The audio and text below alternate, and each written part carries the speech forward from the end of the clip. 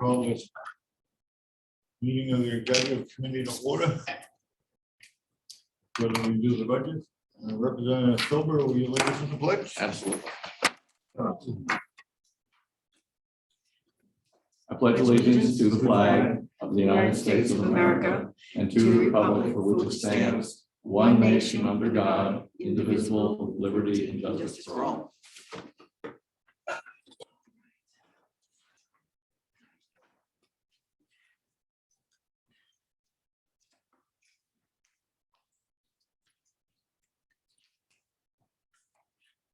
Oh, Good. I apologize. Oh, no, you're fine. You're fine. Ready to go? revisit the county attorney. Great. So we presented to you our new revised budget, taking out the one extra position and all the attendant costs, leaving the one new assistant county attorney. I want to point out a few things. That wage number for full-time wages, the 551,020, it might be a little lower than you would think, given where we are currently to add a full-time position and only go up that much. There's a couple of reasons why that's not higher. One is because we made some other adjustments. Brenda Alonzo, as you know, just retired, my longtime office manager. She had maxed out the pay scale. I replaced her with one of my other employees, so that brought that down almost $10,000 right there. Then replacing her position, I hired a new person today at a lower rate, saved another $6,000 there. Plus all So the associated costs. plus all the associated costs, correct. So I think you'd be pleased to see, I mean, I was pleased to see that even though we're adding the one position that we talked about, my full-time wages is only going up approximately $40,000. Now that is we're only paying for the position starting April 1st. So the following years, it will be slightly higher. Yeah. So that's, I think, a good thing. You'll see my health insurance numbers went down from where they had originally been expected. There's still an increase, but not as much as we worried about. And that's partly because my kids have now gotten older and I recently switched to a single person instead of a family plan. One of the new people we're hiring is a single person and not a family plan. So we were able to make those adjustments and bring my health insurance down. Excuse me. Sorry to interrupt. Yes. The columns here, can somebody lead me through the columns? I see what the 2020 actual, 2021 revised budget, 2021 projected year end, nursing home wages, which is, it doesn't even belong here. Correct. Then we have executive committee. That's, executive committee is the new budget that I've done for you all. Okay, so this is the new proposed from the department, Yes. new proposed. And the reason we didn't call it the commission budget, I think, was because the commission hasn't voted on it, right? So So basically, this is it's my new what the department. executive committee requested. Yes. To redo. Put together. Yes. Okay, all right, so that 551,020 reflects adding a new person. That reflects adding a new full-time attorney. Yes. Okay, fine. Now I'll look at some of these other columns. All right, Yes, thank it's the shaded column there. That's the one we're talking about. That's my new Okay. proposed budget for Yep. you. And so if you compare those numbers with both my original department budget and the commission's budget, you'll see that's quite a bit lower. And again, as I said, my health insurance number has come down from where we'd originally thought it was going to be. Payroll tax came down, retirement came down. I'm happy to talk about any other lines that you have particular concerns about. New equipment, you may be curious about. New equipment down at the bottom, the 4,100. That is for outfitting my new attorney. So that includes a new computer, 2 new monitors, a new desk and a chair. All that together, I added up, came to about $4,000. So that's what that is. Many of the other lines you'll see don't really have much change. I did increase, let's see. Office supplies is the same as last year. Professional development is the same as last year. Copier Lease payment came down a little bit. I increased the medical examiner line from 17,000 to, you'll see, to $18,000. That's again because, as you know, that line has been running fairly high. We had to do a transfer this year for that. So software support has come up, as you'll see, from 8,500 to 10,250. That's a couple things. I needed to buy an additional license for the new attorney for what's called PBK. That's our case management software that we use. That was $450. There's a one-time setup fee to add the new attorney to that system, which is $2,250. And then I reduced that line, however, you can't see it here, but I took out Westlaw. In the past, we've used Westlaw as our legal research engine. And I have decided this year that the free legal research system that's offered by the bar, I've been using it more. I've tried it out. I think it is satisfactory for our needs. And so for this year, I've decided to stop using Westlaw. We're going to use the free legal research tool that the bar provides. And so that offsets to a large degree this increased cost that I had for adding this attorney. How easy is that? That's the case finder or something? Oh, it used to be called Case Maker, and now it's called Case Finder, I think. Yeah. It works quite well. Were you using regular Westlaw or Westlaw Next or We're what? using Westlaw Next. Yeah, that I used that. That was, I thought, pretty good tool. It is a good tool, but the one from the web is equally good, I find. Okay. So it doesn't have all of some of the secondary sources, the bar review articles and some of the out of state stuff isn't as good, but we don't really need that. So Judges aren't terribly impressed with that stuff usually. exactly. Yeah. I did add, that line does have in it, I took out Westlaw. I added the new licensing fees for PBK. That also includes $2,500 for a $2,500 for a subscription to a cloud-based file sharing program. We talked about this last year. This is a growing problem we continue to have, which is in order for me to share very large files with defense lawyers and for police departments to share very large files with me, you can't email them. They're too big to include as a PDF. Right.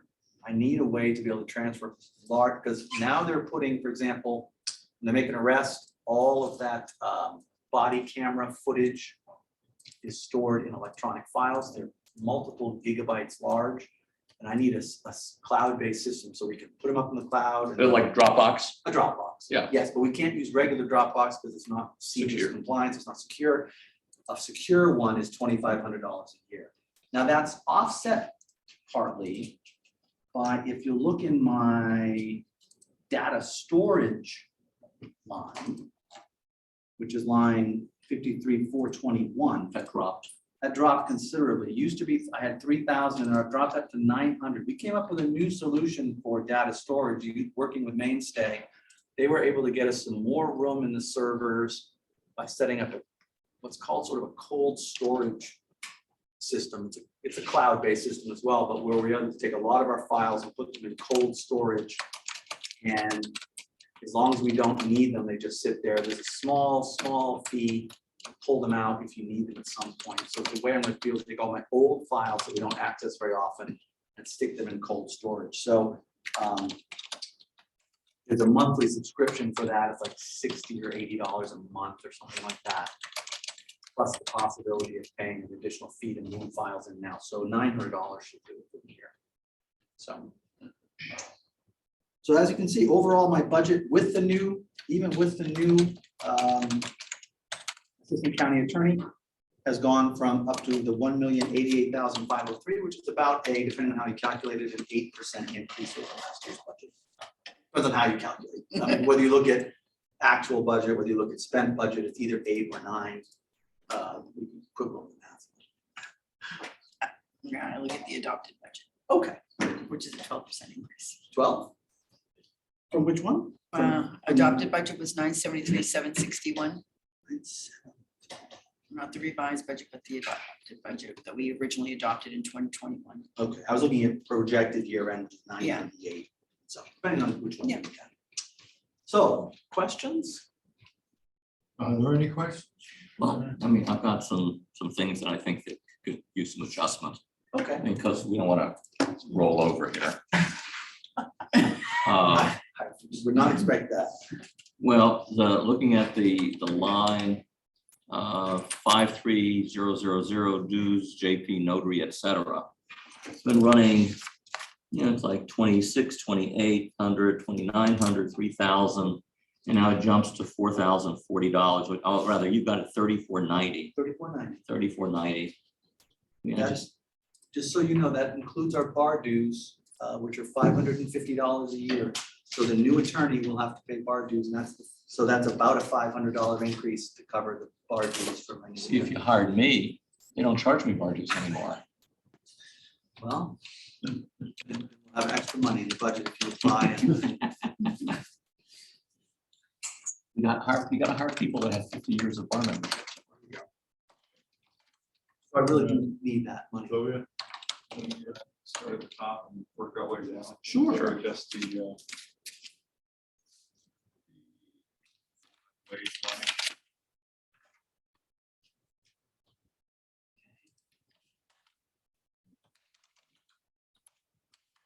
Are you making a motion? $20.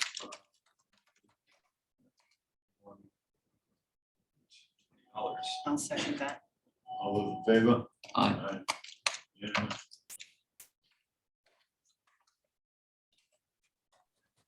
Can you repeat the motion? I couldn't hear it. Full-time wages, $551,220. 51020. Okay, thank you.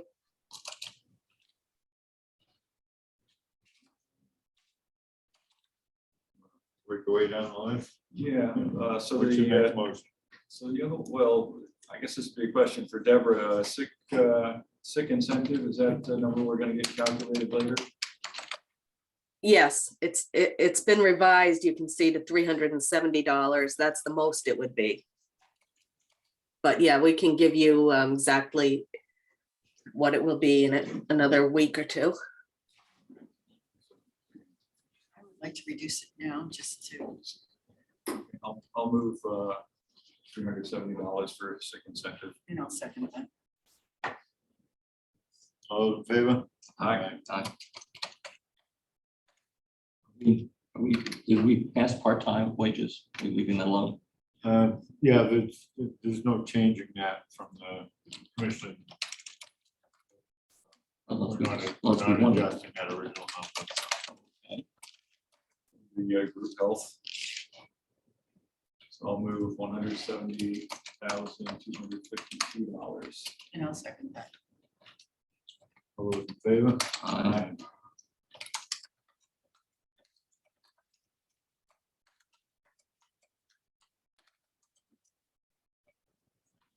Typing dies down. The payroll tax. $53,640. I'll second that. All those in favor? Aye. Unanimous.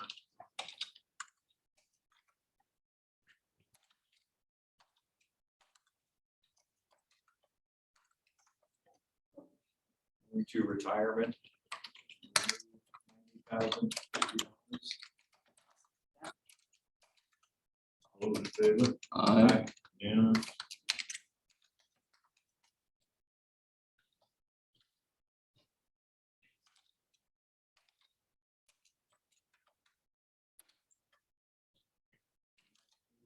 Professional other services. Is that? You may have a different name. This is an old sheet. Okay, next one would be the 5,300, 53,000.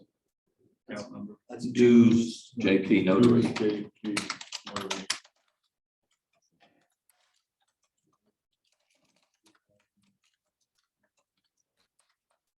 I'll second that. All those in favor? Aye. Unanimous.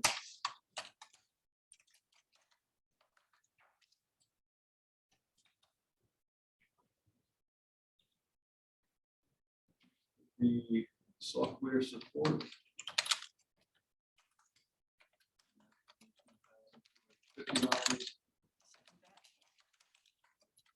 $50. Does it change from the project, we're looking at things that change from the commission, is that? Right. Yeah. Yes. Commission, okay. The new number. Got it, okay, all right. Just confuse me here.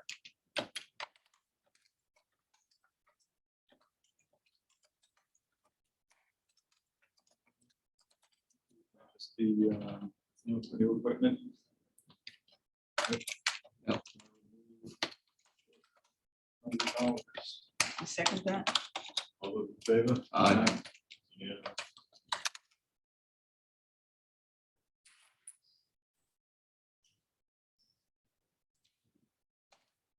That. I want to look at a couple of other things.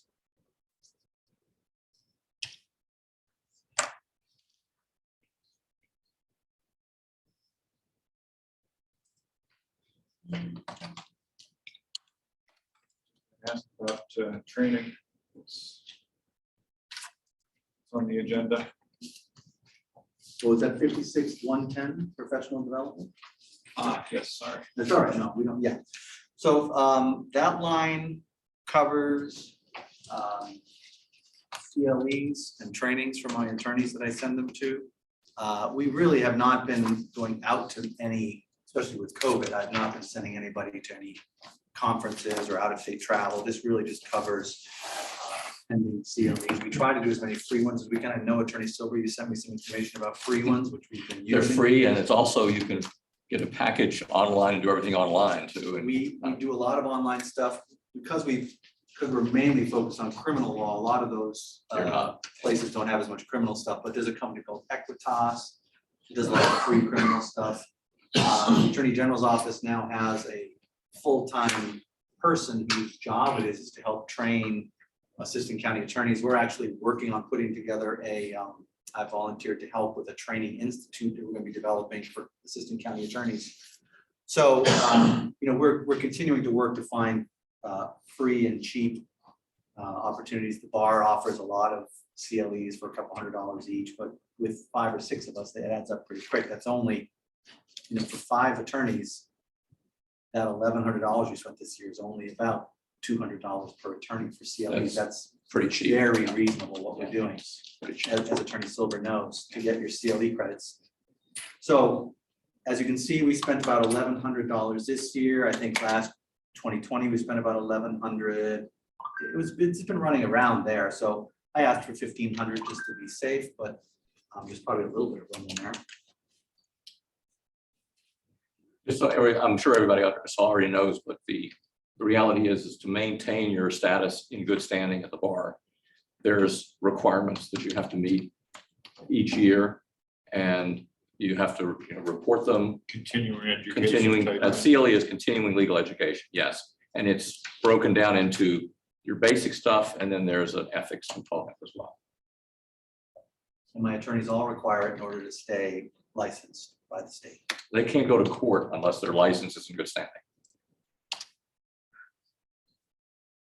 So for training or professional development, I move $1,300.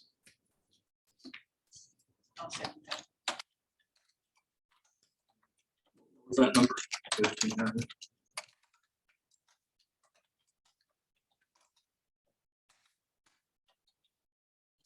All in favor? Aye. Yeah.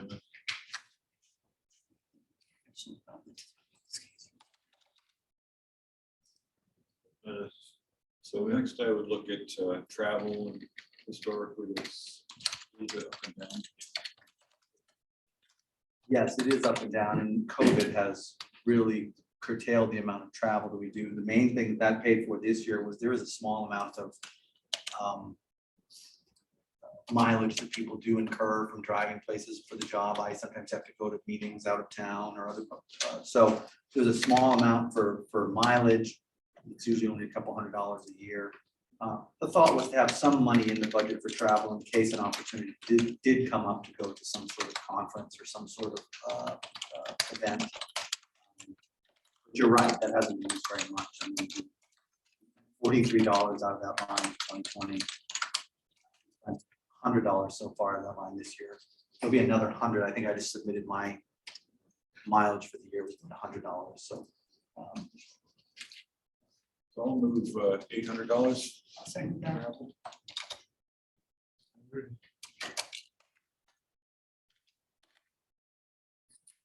All in favor? I'm Unanimous. being generous, I would have moved 500. I saw that I mean, I look. probably won't spend it all. Thank you, thank you. I was going 1,000, and I saw the look. And, you know,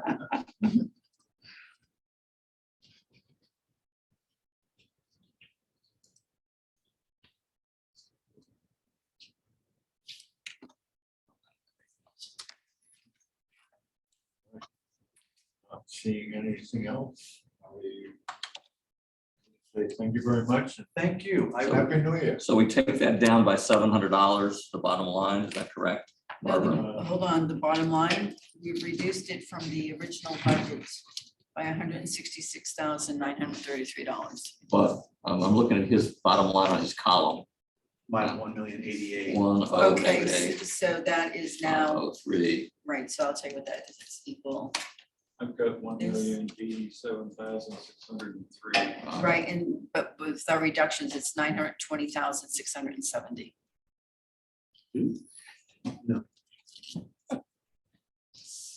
No, that can't be that.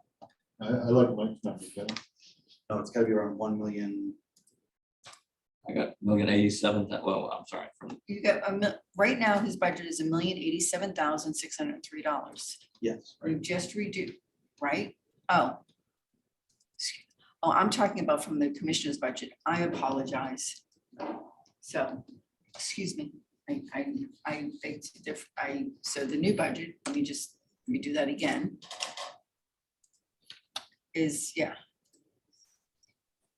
Actually, did we review the revenues? hold on, I see what I did wrong. Hold on, bear with me. Reduce professional development to 1,300. Reduce travel to 700. Okay, so now it's, No, travel is 800. Did we reduce professional development? yes, we did. Yes, progressive development went down to Right. 1,300. Okay, I'm sorry, I Like missed that. 200. All right, And then travel went down to 800, correct? So that's Come on. 700. it's $900. So $900. 1,087,603, right? Mike? Yes, Did you go- yes, I'm Yes, sorry, that's the new final. yes, I was doing the difference between the commissioners and yours, right. what you had presented, so Okay. with the new numbers. It's still 11.7% increase over last year's. Which we'll blame on the new guy. I think it's 8. Yeah. Based on the approved budget last year, Okay. not the revised, Understood. you know, based on what we base taxes on, Understood. so that's I why. certainly appreciate that. And I appreciate all of your hard work on this and flexibility. I really do appreciate it. So, thank you. Oh, and revenues have not changed, Mr. Chairman. Yeah, I'm looking at it. It's still the same $85,000, I believe, and that's all grant funds. Those are the 2 grants that I have that help offset my 2 victim witness advocate positions. Those are funded under the VOCA, federal VOCA grant. Okay, Very good. thank you all very much. I Enjoy appreciate your it. party. Thank you, I will. Happy New Year. Thank you for letting me get to it. Happy New Year to everybody, and see you next year when we have the full We delegation. didn't beat you up too much, did we? No. Very good. Although I would have liked to adjourn. Yeah, well, Just like the sheriff wanted 3 cruisers, he got 1. Exactly. Have a good day. thank you. You too. Yeah, so that was my fault. I was basing everything on the mission budget. That's what I did.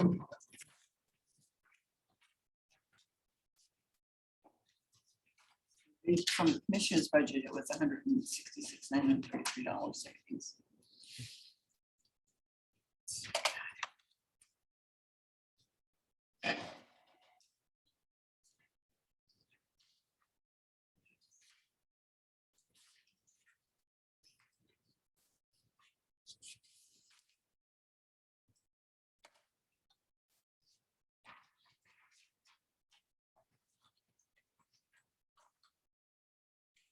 You're up, Joe.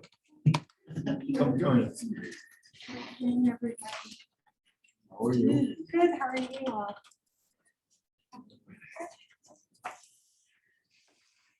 So,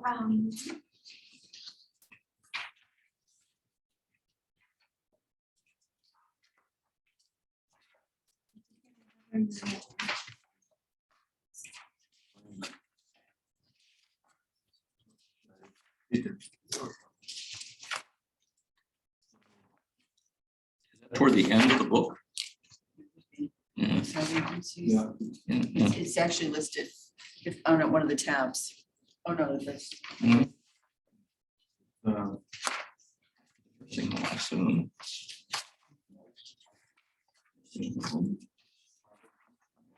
I don't think there's anything in there. No, So it's just, no, it's, we have the three different outside Outside agencies. Outside agencies, so UNH is 014610. It would be after restorative justice.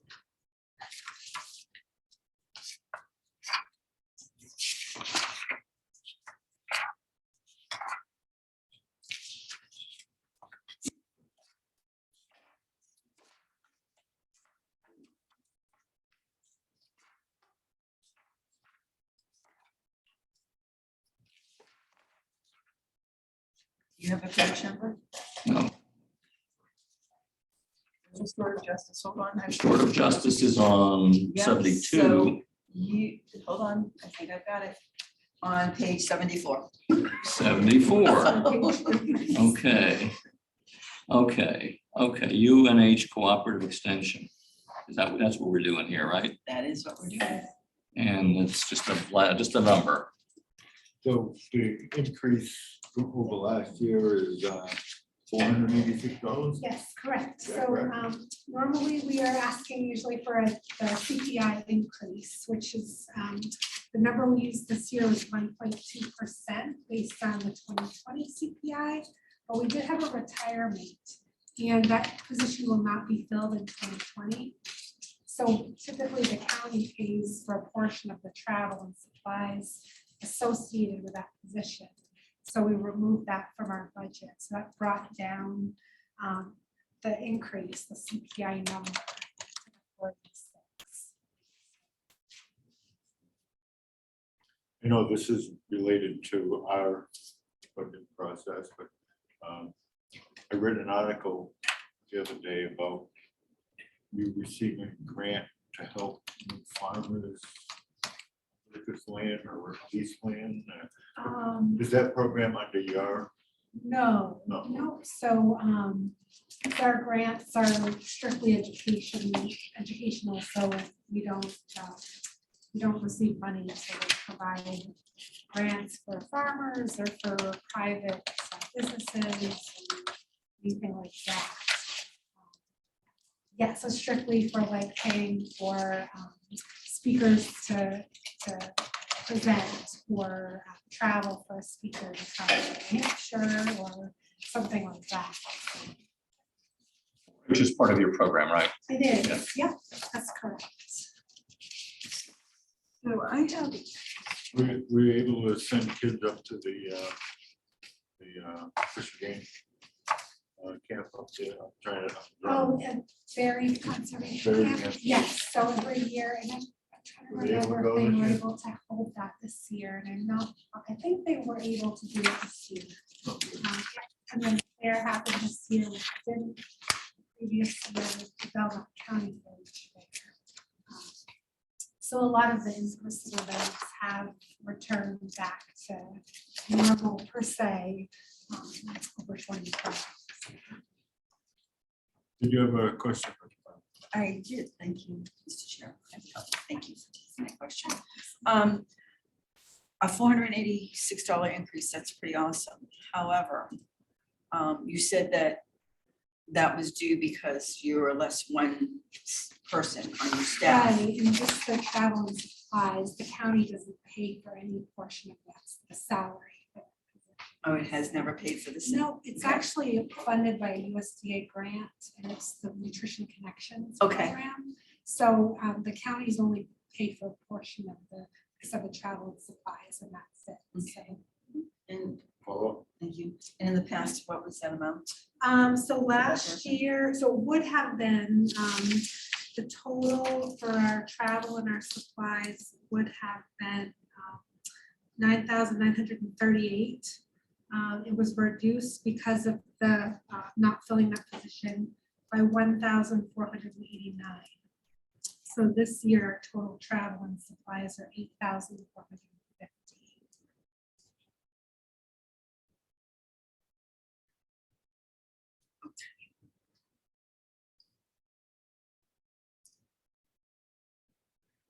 Questions? Excuse me, So, thank you. In the budget book we have, it has a page on the New Hampshire extension. Here's the budget proposal. And it's only one page. They didn't give us anything more. I have a Do you have anything copy more? here. If you'd like, I don't only have one copy, but you're welcome to have it. That includes the letter plus our, Yeah, all we have is the letter. yeah, We don't have any background to see what it, yeah, so that's what I submitted to the county administrator. books are a little light this year. We could get They were saving paper. Okay, well, yeah, there's a lot of detail. in here, so. once we get, I have a follow-up question. Okay. Thank you. Have any of the positions gone from part-time to full-time in the budget? No, so, and I will mention that we did have staff change, so we had someone leave and we had a new hire. No, UNH did not pay any salary increases, so there was some fluctuation in salary numbers, but overall, there was really no significant changes. Okay. Especially to the county portion, for the UNH portion, because they pay the majority. So.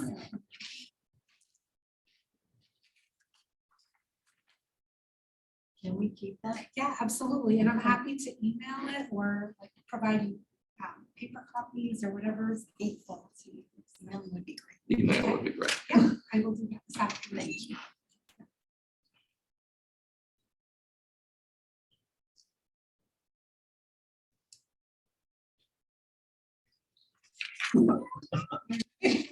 I'm doing Representative Silver. I'm just, Sorry. look, I'm sorry we didn't get this in advance.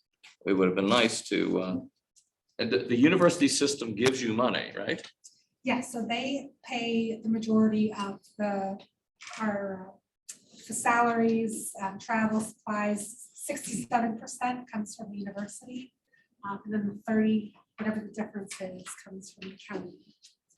And is that uniform across all 10 counties? Is that formula? Yes, correct. And some counties have much bigger staff, so their budgets are much bigger. But the it is percentages uniform. is the same. Percentages, yes, correct. But just so you understand, Representative Silver, just because we have, our staff is smaller here in Belknap County, the staff at UNH in all of the counties, they cross county lines to help each other with their specialties. So it's great. Yeah. And I will say that the new farmer school is awesome. Thank you. Yeah, So it's very popular this year and last year. Yeah, so just to add on to what Representative Comtois was saying, that's a big piece of this is that by the county funding that 33%, you have access to all of our staff. So for example, Jonathan Neva is our greenhouse specialist. He's actually housed in Stratford County, but he came up for a day and helped to replace the plastic on the greenhouse for the county jail. So because they had no idea how to do that. And, his travel was, that's all his travel, his salary is all included in what the county gets. So you have access to all of those resources. thrilled. Okay.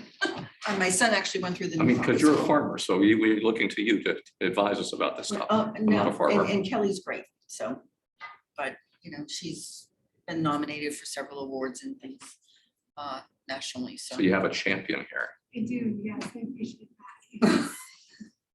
And we've utilized UNH extension extensive, over the years in many capacities. And I know that a lot of other farmers have relied on them. She actually attended the New Hampshire Farm Bureau, Belknap County's annual meeting. Mr. Chairman, let me jump in with some comments. I've attended the fair many times, and I'm a big supporter of the 4-H program. When you see the kids there with their animals on display and the competitions, it's really, it's a very good program. That's great. That's good to hear.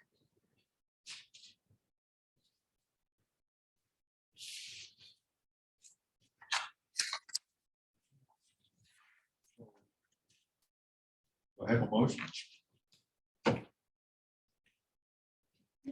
Motion to accept the commission's recommendation. Second. All those in favor? Aye. Thank you very much for All coming right, up. thank you, absolutely, and I appreciate your support once again this year too. Thank you. I hope it's a better one. Yes, I hope so.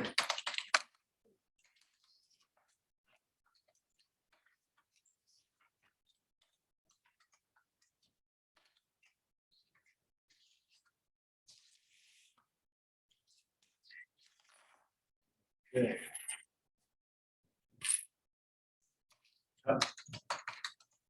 We're actually running a little ahead of schedule for you. Right, well, that's excellent. And this is something I think we've already provided to you folks. Thank you, Donna.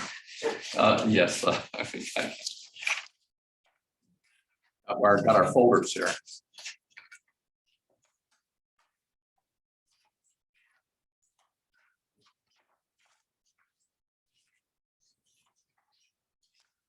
Good afternoon. I appreciate the opportunity to talk to you about the Belknap County Conservation District. And I want to start off by thanking the delegation for their past support for our program. Knowing that this was going to be a challenging year, we're asking for the same level of funding as we received last year, $50,000. The Conservation District's focus is on good stewardship of land and water resources. What we find is that the people, towns, and local groups here in Belknap County want to be good stewards of the environment. And our role is to assist by providing advice and support, both to individuals and to groups and towns, through workshops, through on-the-ground projects, and through food assistance. Our on-the-ground projects focus on protecting water quality, preventing stormwater damage, improving soil and water protection, and fish and wildlife habitat. On the food assistance side, as you know, for many years, we've had a cleaning program working with local farmers to assist in kind of the supply chain of getting surplus produce to food pantries, to food assistance programs here locally throughout Belknap County. And COVID, I think, has showed us that more than ever, these programs are, have a high level of need. For example, our plant program, where we sell native plants and fruit trees, double the number of participants this last year. I think it shows that people in COVID times just recognize the importance of kind of turning inward and looking at the environment in their backyard and across the county and how they can make a difference. And with food assistance, the need was very great. So we were very glad to work with local food pantries and added a number of new programs to that effort. County funding is essential to us. We've been able to leverage the funding that we get to, many times over through grants, through our volunteer program, through donations and our partnerships to really make a difference. That $50,000 that we get represents about 35 cents on average to someone that owns a property of $20,000, excuse me, $200,000 or greater in Belknap County. And we think that's a pretty darn good investment for the kind of work that we produce. We're very excited about our upcoming programs in continuing to provide advice and assistance. This year, through some of the grants that we're getting, we're going to be able to offer, as we did a number of years ago, we helped fund the forest management plan for gunstock.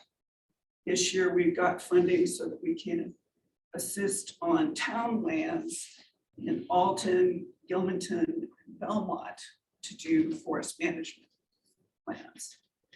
We're going to continue our stream restoration work, and a lot of that focuses on streams that are important to water bodies that are public water sources. It also helps with restoration, reducing the amount of sediments coming into our lakes.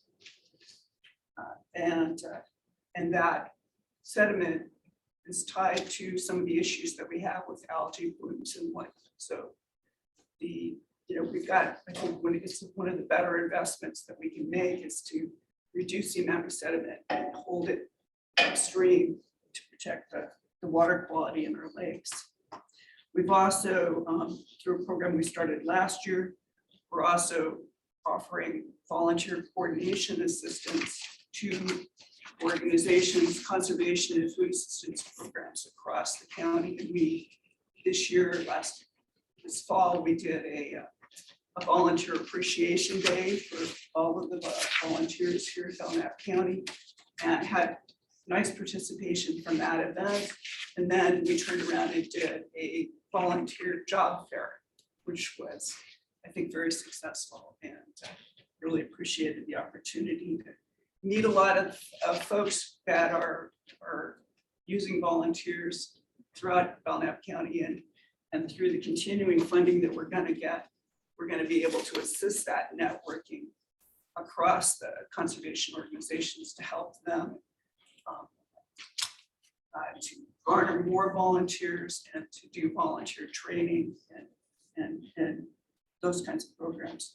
And through extended volunteers, we think that we can increase the capacity of our cleaning program and working with volunteers. Another program that we're working with local landowners is we reached out to the local farmers to see what they were interested in and how we could assist. And you saw the article in the paper today, but we've had success with equipment in the past. Actually, when you look at the history of the county, one of the first things the farmers wanted was a bulldozer. So in the 1940s, that's what we got, was a bulldozer. So we started with no-till equipment in the early 80s. So about 40 years ago, we purchased some no-till equipment that was used for 15 years or so, and then equipment was limited in its utility, and so it did disappear. We had a kind of an informal system with the landowners at the time. In the last 15 to 20 years, that system has really tightened up. Countywide, across the majority of the counties have some type of equipment rental program with formal agreements. And we're confident that will work for us in this case. We started 2 years ago with going back to an equipment rental program, and we share a no-till corn planter with Merrimack County. And when we reached out to folks at the Farm Bureau here in Belknap County and said, what can we do that would make a difference? They said, can you please help us out? One of the pieces of equipment that we could use is a no-till seed planter. And so we were successful in getting a grant to do that.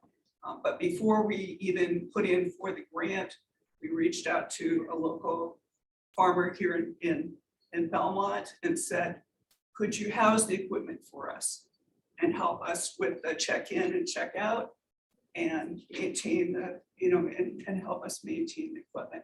So we've done that. We even included a copy of a sample rental agreement with our application. So, yeah, we had a problem with the equipment disappearing when it was about 12 or 15 years old and wasn't being used very much. We found the equipment and decided that the utility was pretty low. It was really only good for really relatively level ground. So we got out of the rental equipment business for a while, but I think we're back in because the farmers have requested us help from us on investment. So we've got some Belknap County farmers that are renting equipment from Cheshire County. And so a number of the counties are purchasing this same equipment. So any questions about our programs?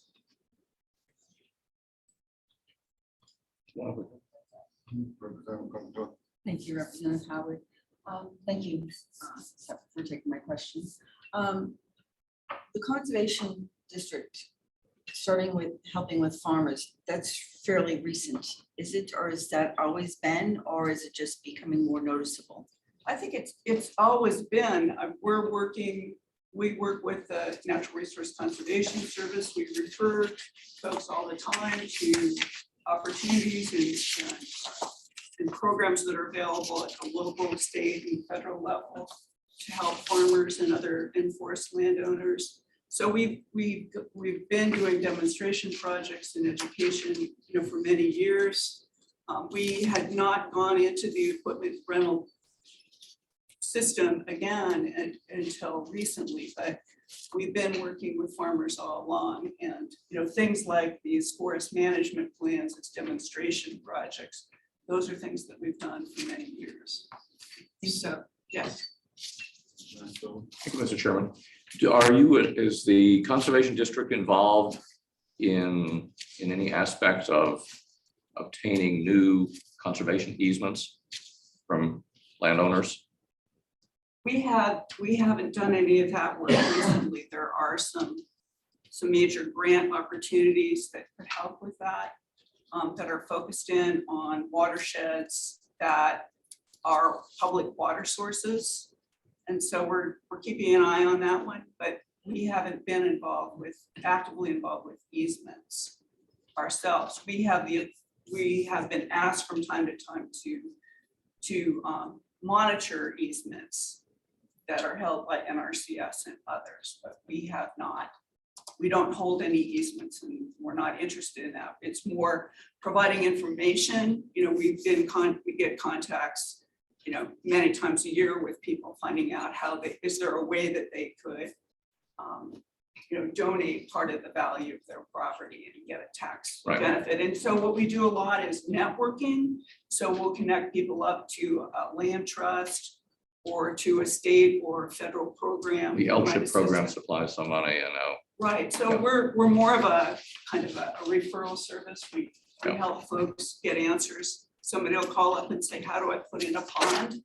And we connect them up with what the process is. Yeah, the reason I asked about conservation easements was I've just been working on one for 2 years. Yeah, they're not easy, but they're important. And, and I think that people recognize the value of our agricultural and forest lands and open space. And that's Well, I one see of you the have ways to conservation retain it. easement. You have this on your brochure, conservation easement monitoring. That's Yes. one of the services. Okay, thank you. Sure. So looking at the rental of equipment, seems like a seed planter would be in demand in a particular fairly short period of time. How does the equipment decide who's going to be able to rent it and for how long? Well, it's the process is going to come through us. The requests will come through us, but we'll use the local farmer to check the equipment in and out. So I mean, you're saying first, will it be first come, first serve? whatever. I think what we're gonna start out by doing, unfortunately, the funding isn't available until June.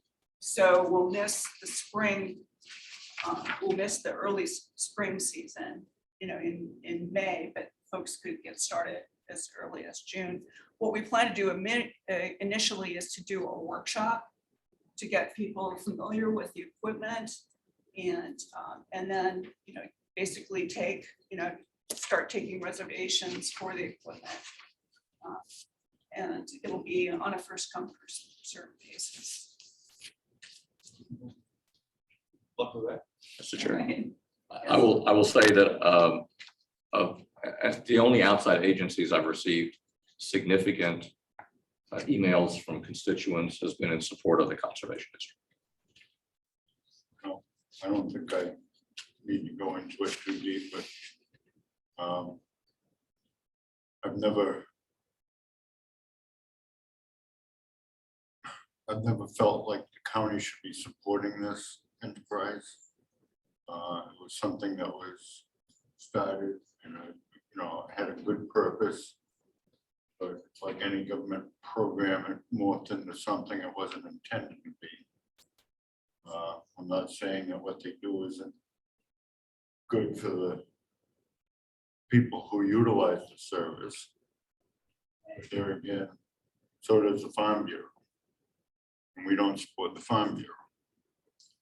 So I've been very vocal about this. And like I said, I'm not going to go into all the details.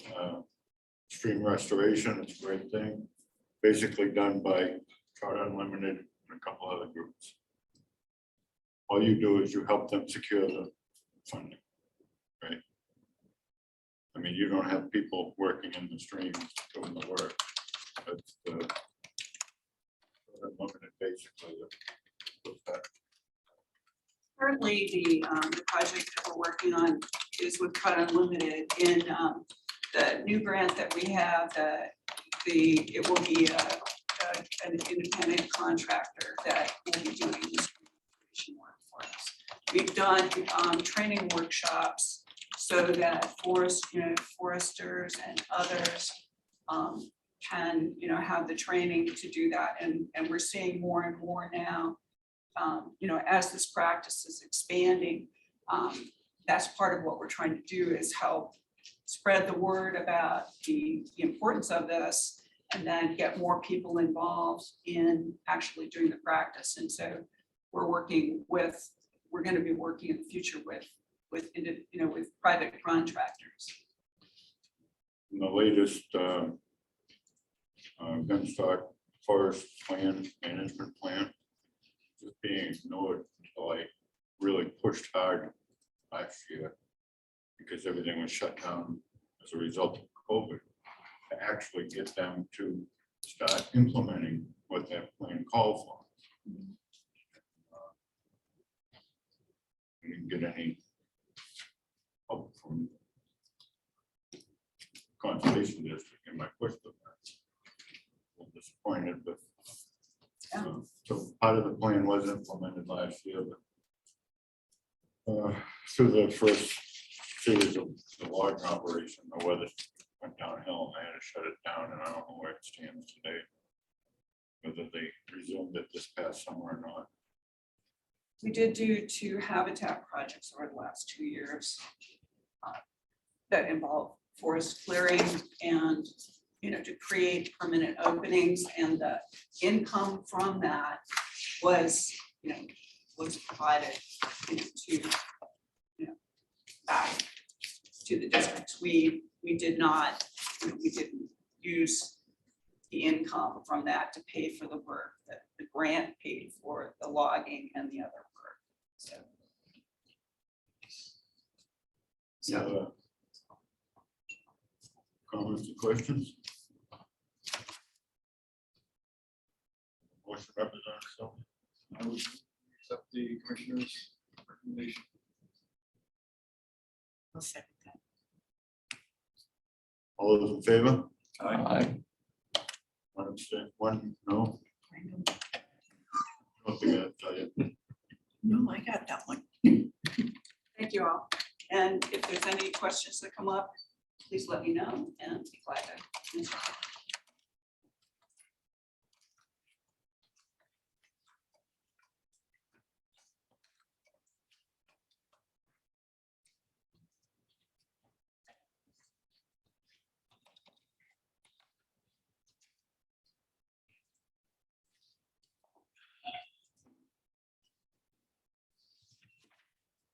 I didn't know if we get called up or we paid or- Come on down, you're the next contestant. Yeah, we're early, but if you're available, let's start. Here we are. Thank you so much. You know, well, entrance at the last meeting, thought that's when we should talk, so I apologize for that. I'm Suzanne Demers. I'm the Director of Elder Service for Community Action. I brought with me Terry Page, who is the Director of Transportation. When I first started and I met all of you 4 years ago, I was overseeing the transportation as well as the senior centers. And we've split that off and she handles that. Regulations for DOT and all of that are very specific, as you know. So it's wonderful to have her expertise. And I brought my operations manager, Heather O'Brien, and she oversees the senior centers. So if you have any of those questions, those will be things that she will answer. So I'm going to cover, we are coming to you and gratefully, respectfully asking for $56,000 for 3 different programs. The first one is Meals on Wheels, which we're asking $30,000. Mid-State Transit, which has changed from RTS to Mid-State. Terry will talk about that. We're asking $11,000, and the Senior Companion Program, we're asking for $15,000. So I will talk about the Meals on Wheels program and the Senior Companion.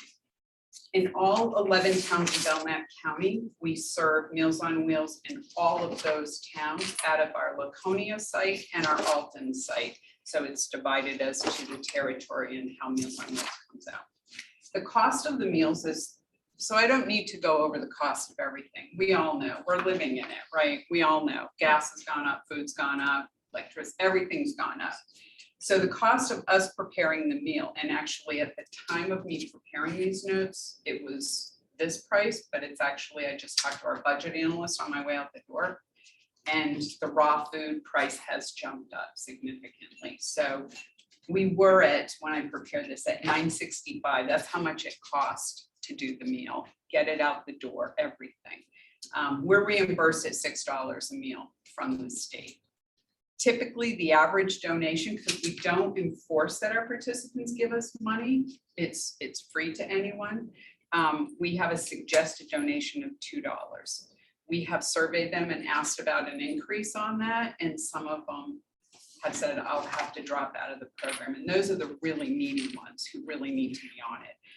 We do at Representative Howard's recommendation last year, the year before, in regards to how are you soliciting.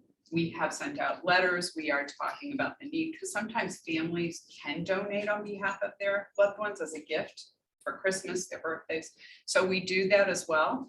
And then we find that those who can donate, we are getting funds that way as well. But what we're finding is that those who are in true need of the program are saying, I can't quite make it through on Saturday and Sunday. What can you do to give me a little extra? And they're really looking for the food on Monday when the driver comes. So we're seeing the need of the needy ones, that's increasing. And those who have more income are actually helping with some of the program. So they're giving less and they're giving a little more. So it's a little bit of a wash. So last year in Belknap County, we served 521 people, 1,843 meals. So we did unfortunately have a lot of deaths. Just the other day, we had one site that had 3 people pass away all in the same day. That's a tough toll on the drivers. So any questions about Meals on Wheels, or should I go right into Senior Companion? The only question. You're very I familiar have with at the moment is, last year we had all these stimulus checks going out. Your client base received a lot of those too, right? They did. They did. The clients received, everyone received them. Right. Absolutely, Representative Howard. I can't force them to give us the money. No, I don't but- want them to give up the money. I just want, Right. you know, Sure. to realize that, you know, they had more expendable income and, Mhm. you know, made that comment about they're not getting enough to get through the weekend. I just, Right. you know, What they use, I apologize. I'll leave it at that. Representative Silver. How many meals, a participant in in the Meals on Wheels program, how many meals per week do you supply? They typically are always getting 5.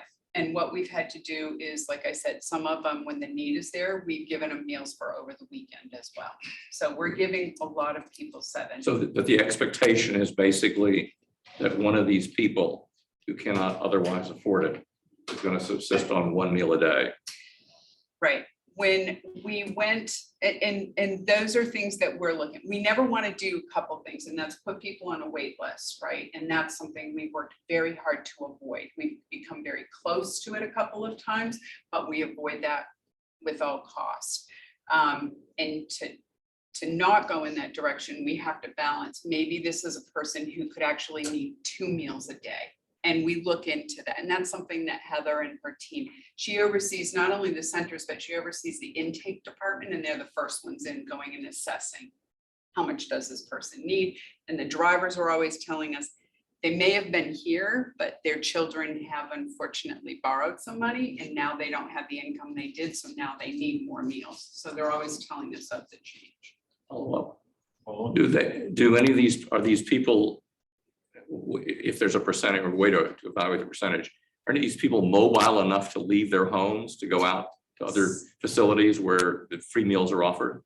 Some are, some are not. And the other thing that we do is we work with our commodity foods program as well. So if they are able to get a commodity food where they can cook partially, some of the people that most of the people we serve either can't stand long enough or so it's a little different if you're just heating something in the microwave or, you know, but to stand over a stove and do that, that's a little bit more difficult for this population who are homebound. Yeah, when they're able to, they do get on the bus and that she provides and they come to the center for a meal, and that's very good for their socialization. Only, you know, just a final thing. We had a free breakfast on Christmas morning at the Elks Club in Guilford. Yes. And there were more volunteers than participants because of the bad weather. Yes. So we had a lot of excess food. I think we took it to Cary House and Belknap House, but you know, and there are other programs. So I think Hands Across the Table, a few other things like that. So, I agree. And we try to work with them as much as possible. We work with the Glean program. We bring food as much as we can in for that person, again, who can prepare it. That is always one of the big things. Can they prepare it? So, thank you. any other Meals on Wheels questions? It's a fairly well-known program. So the Meals on Wheels also funds, like Alton has a senior center where they do a meal every day. Well, not every day, I think they're getting close back to their everyday schedule. Yeah, right? we're trying to get back We're up almost there. there. I think we've got 4 days. And so that, you know, that funds that part of the program too. Right? Yeah, Meals on Wheels for Belknap County is all of Belknap County. So and there's another one in Laconia. Laconia, yeah, that's our biggest site. So we average a day out of the Laconia site, 200 to 250 Meals on Wheels participants. Representative Silver, I'd like you to join me in home someday for lunch. We We'll would send you love free it. quality. Okay. Free meal. I have an apron. I'm happy to help. So actually, we'd love to Food out. have you You can do visit both. the center. She's been there for almost 2 years and she's a certified cordon bleu chef. And so she does her own brunches now. So we're doing some very Eggs unique. Benedict, Right. anything. Right, and I hired a chef instead of a cook now in the kitchen, and he is providing some really nice little things, and we're trying to do some extra special things for our. So I will tell you that we also received a lot of donations. We try to make sure when we go out there and we ask for donations for our Meals on Wheels people. And this year it was, you're bringing me a gift, no one gives me gifts. It doesn't matter if they got a word search book or, you know, I don't know. Hats, gloves, mittens, Gloves, lap quilts. lap quilts, a lot of lap quilts. Yeah, but they were so grateful for those things. We gave every one of our participants a gift of some kind. So we're networking with a lot of other programs to make sure that anyone who's homebound, shut in, who doesn't have family, friends, is just isolated. That's their driver. That's their only contact. And we've done a lot during the COVID time to make sure our drivers are calling them all the time, making sure that, you know, when they're not seeing them, is everything okay? Like, no, hold my meal, I'm going for a doctor's appointment. We're trying to make sure that they're okay. We're their only connection to anything sometimes. If you want me to do my chili, I have a really good, I do a lot of chili in large quantities as well as homemade banana pudding, so let me know. That sounds great. Wonderful. Those are good southern dishes. Thank you, Mr. Chair. Thank you for taking my question.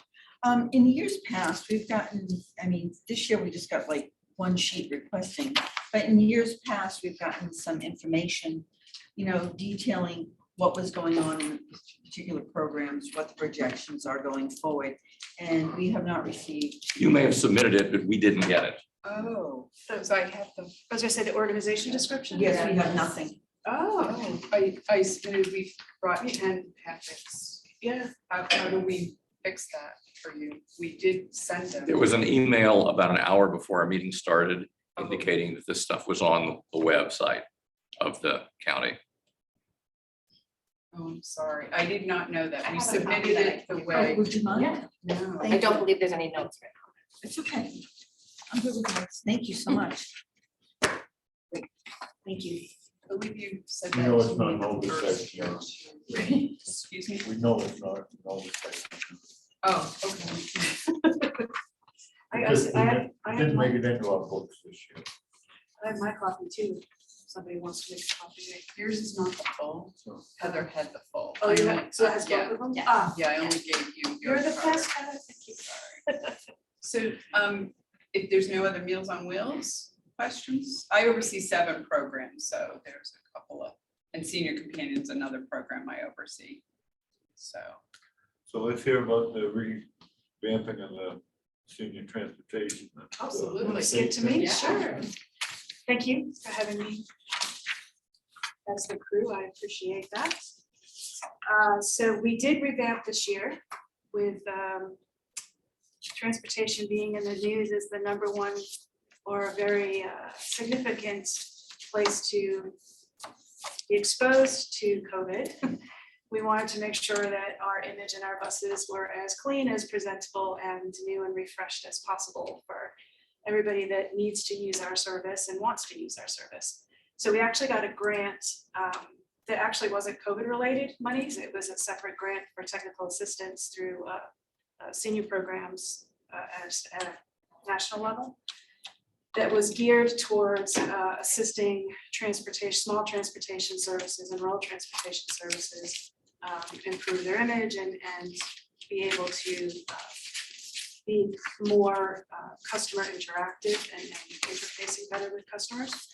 So using that fund, we were able to do a complete rebrand of our transportation programs. So we have what formerly was known as the RTS program is now the senior bus program under MST, which is the Mid-State Transit Program. And that includes the senior bus program and the volunteer driver program and our taxi voucher program that we're launching. So we've got new colors, we've got new logos, we've got new brochures that I just brought for you guys. I have full face masks that the drivers wear on the buses. We tied it into the Community Action Program brand, so we took the same colors that the Community Action Program has, so we could tie the whole image together. And it's been really successful. We have had more applications for customers here in Belknap County since we got the buses wrapped with the new colors than we have in the last 2.5 years, probably. I've heard more comments of, I didn't know there was a bus in town than I ever have. So having that nice bright color out there and having people know that there's a bus available to them has been really successful. So that was something that we tackled without using any other funds except for this grant. And we were pretty successful in getting it launched in a very short turnaround. I think we had that done in like 7 months. And I'm really pleased with how it's turned out for us. I think the customers are really happy with what we have for information out there now, what we have for the look of the buses, and so the image that we're projecting in the community. We are also, to make sure that we're presenting and following through with what we present, we're getting the buses cleaned professionally on a regular basis to make sure that everything is as sparkling clean as we can make them. We have our protocol for the drivers and for the customers when they're on board. Everybody is required to wear a face mask per federal regulations. And we are making sure that we're practicing as much safety as we can in regards to wiping down surfaces, making sure that everything is as clean as we can make it for everybody. So that obviously comes with some cost. We have sanitizer that we've bought at really good deals because I can buy huge quantities of it. I actually have several barrels of it sitting in my maintenance facility right now. But we have significant costs in regards to making sure that we have the shifts available that we need for drivers. Hiring piece here in New Hampshire is, I'm sure, familiar to all of you. And I have to have CDL drivers for a few of my buses. So dipping into the CDL driver pool right now is very challenging.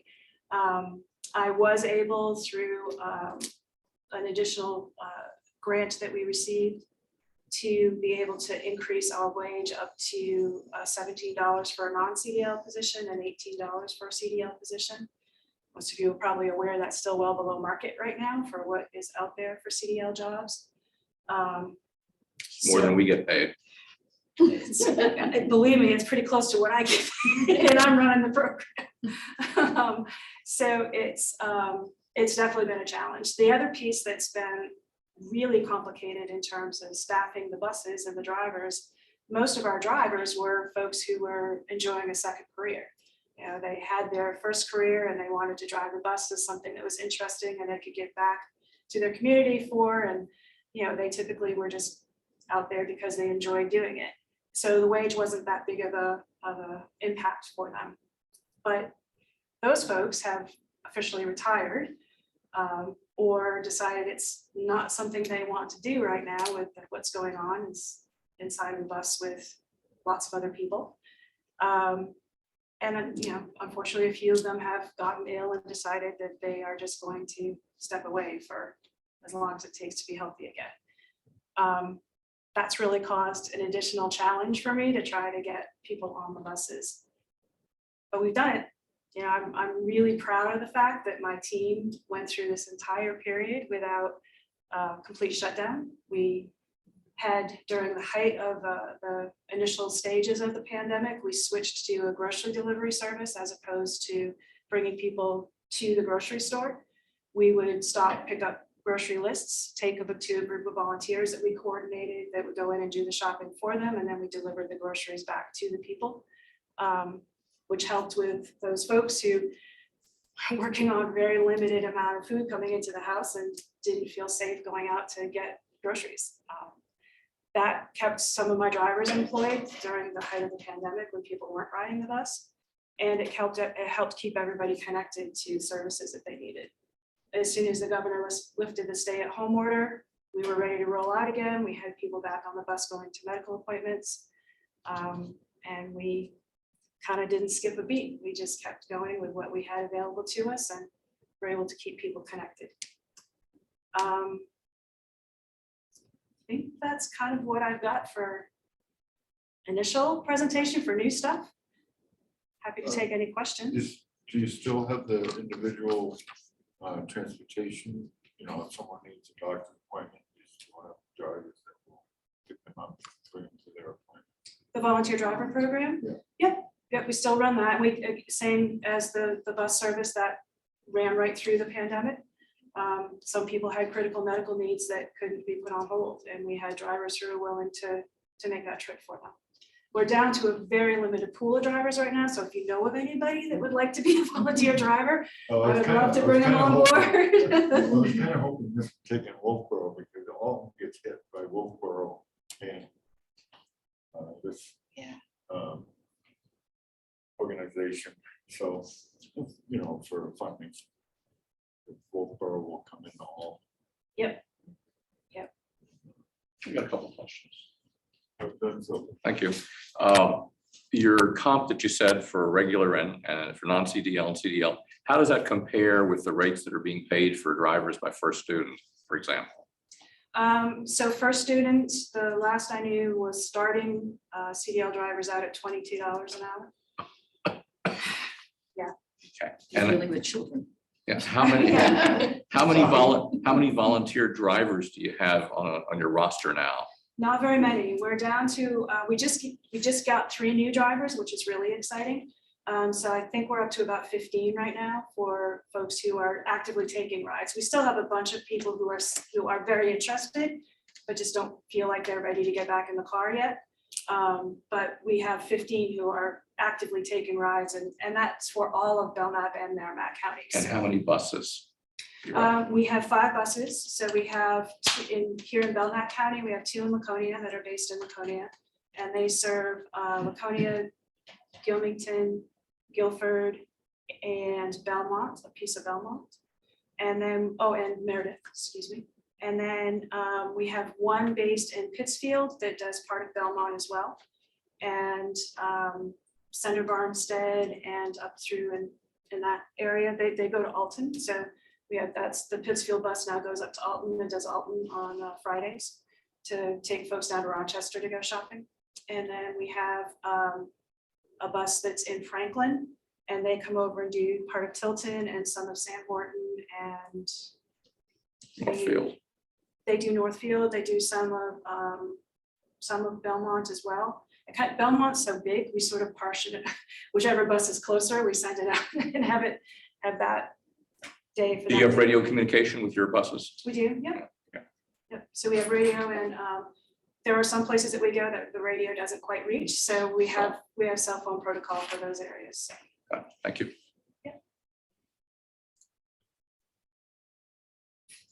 so I guess I have another question. Mhm. Medicaid covers, you know, like transportation and doctor's appointments and stuff like that.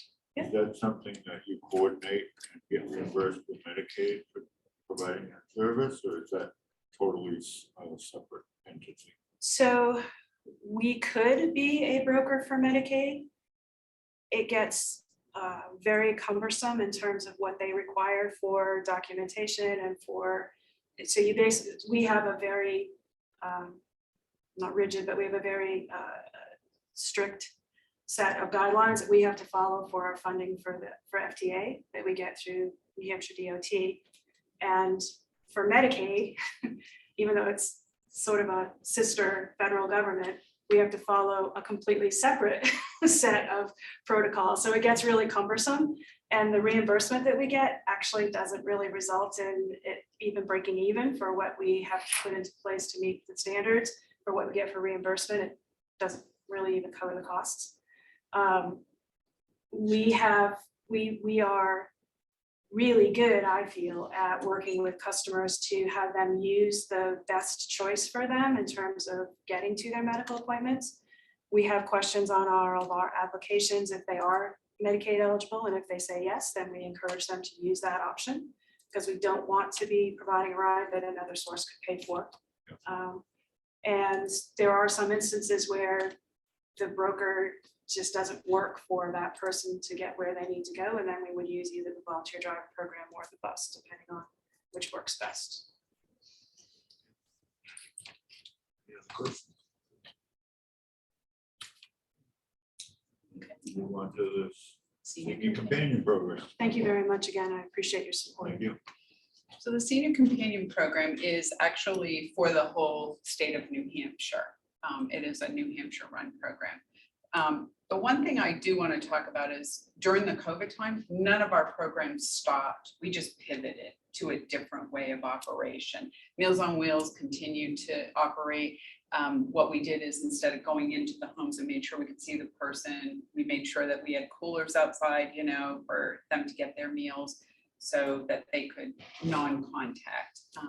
We have some families who still don't even want the driver anywhere near the house. We respect that. We have to respect everyone's wishes. So we never stopped our services. With Senior Companion Program, we also continued our services during COVID. What we did was we did other things like running errands. We did telephone cards, calls, all kinds of things like that.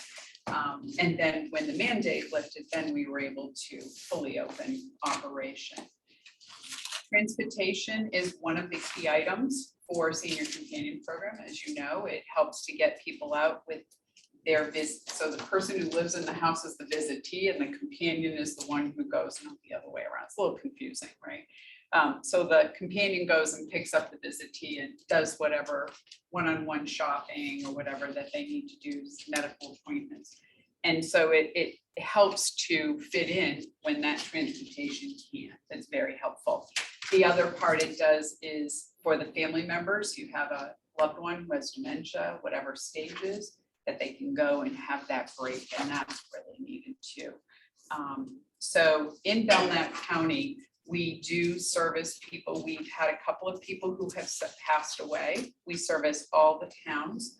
We are looking robustly to build up recruitment because we have 21 visitees who need people on the wait list, and we're trying to get companions in. Our companions' average age is usually around 74 years old. So we're trying to recruit a little bit younger. You have to be 55 and over. And sometimes some of these people come with their own medical issues and then they end up needing our services. So it goes full circle. So we're trying to recruit a little bit younger. We're doing a lot of informational stuff at the centers. We're working with the Meals on Wheels drivers for the family members, maybe they know some people. Service Link, we are working with Section 8 housing to try to get some of those people maybe to, because it is a stipend, it's not a paid position for the companions. We are also doing lawn signs. So we are trying to ramp up and do a lot of letter writing to recruit. That's been our biggest struggle right now, is trying to get more people to volunteer to do this, right? Because there are requirements. Currently, we have stations that we're doing at the Senior Center and at Tilton and Alton Senior Center as well. And that's where the people who, the companions go and they have meetings to talk about. So there's all that support and training. So when they're dealing with all of the things that they have to with the visitees, they can talk about it in a group. Because I don't know if any of you have been noticing, there's a lot more stress. I can tell you right now, we talk constantly about how to manage and supervise. In the last month, I have handled more employee issues than I've ever in my 35 years. Okay. And they are ranging from things I have never dealt with. And I worked in substance abuse and handled really heavy duty stuff at a hospital. So it's a little wearing. So what we're trying to do is pack that with a lot of support and supervision. We're calling AP, we're working with them. So just to give you an idea that we're still trying to dig in and get all of those volunteers. Any questions? I just have one comment. Person who first. oversees a I stigma. have a neighbor who recently passed, Yeah. but he got a senior companion. And I don't know how you matched him up so well with because my neighbor was a very, well, opinionated person. let's put it that way. Particular, And, high spirited. This companion, or this visitor, he was awesome. He was out of Maine. He was one of like 12 children, I think, about the same age. And they had a delightful time sharing stories. So Thank you. it was a great relief for me because I didn't have to go over there and check on him. Representative Silva. Thank you. In the letter, Yes. which is in our book. And it talks about county funds will be used to provide essential services such as meals, rides, companionship, and medical services. What is that? You're talking about the senior companion, Well, no, medical services. What medical services do you provide? which that was written wrong. It means taking them to medical appointments. Oh, I apologize. okay, That is clearly a miswrite. okay. Yeah, Just- it's, we don't provide medical appointments, we Take them. but- take them, Got right? it. Okay, Or if you're not they're- actually providing medical services. Absolutely not. It's just absolutely not.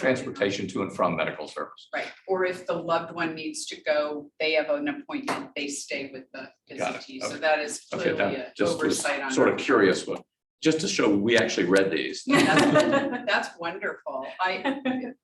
Yeah, Okay, thank you. So we will correct that. Any other comments? Questions? The problem is that it's asking for the same thing, 17% increase. yeah, asking for an increase.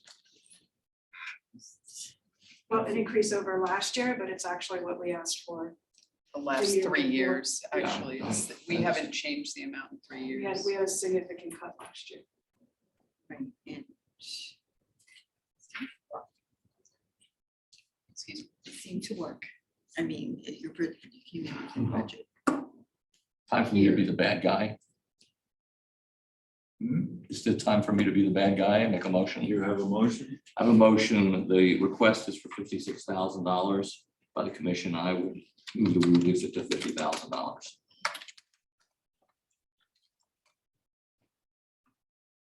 Second? Sylvia, seconded. Okay. Discussion, vote, all those in favor? Aye. Opposed? One again, motion carries. It's not that we don't appreciate the program, it's just that we're looking at a huge tax increase. Even on the folks who serve, their bills, their tax bills will be going up. Thank you for your time. We appreciate your Thank support. you. I'll leave these in case you guys want to have anybody that might be interested in Okay. Thank you. getting rides. We can put it toward at the front, we'll put it in the front of the building so that the people who come to the county complex can get it. Okay. That'd be great, thank you.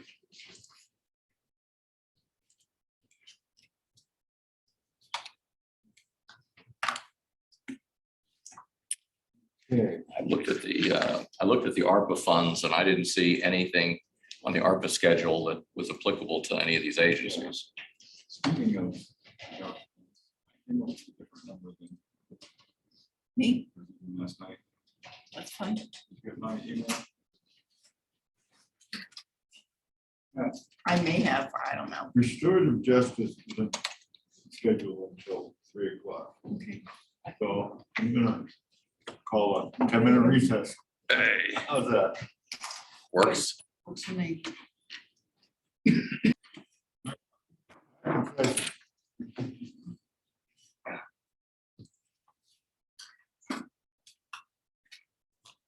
Welcome. Good afternoon. How are you today? Very good. How you guys doing? Excellent. You're leaning on it. Living the dream here. So we say,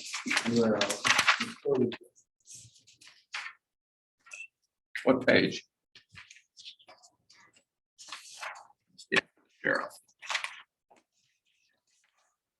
after corrections. Yes, you. Nope. Nope, I'm in the revenue side. Right, okay.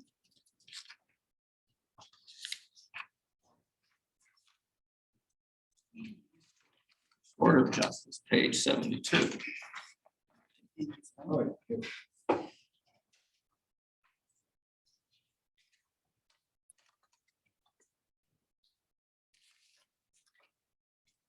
72. 72 and 73.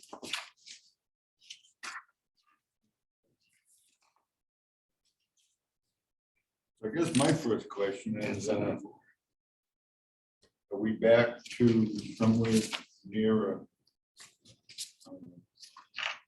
same in-person program that before COVID? Yes, sir. We are back fully in office. All of our clients come in. Our numbers are still down because of the court closure and not being fully open, but I wouldn't, of course, this latest variant and everybody shutting things down again. Who knows how that's gonna come out? Hopefully it goes out as quick as it spiked, as it did in Africa and Europe and everywhere else in the world. We'll get ourselves going back again after the new year, hopefully. So it's hard to predict where we're gonna be. I'm anticipating that with the court openings, and as I'm sure you've heard from the county attorney about case numbers being way up, I anticipate that our numbers are gonna go back up to pre-COVID numbers at some point next year if the courts go back to fully open, because they're gonna have to clear the docket somehow. So I would anticipate some of those people are gonna come our way.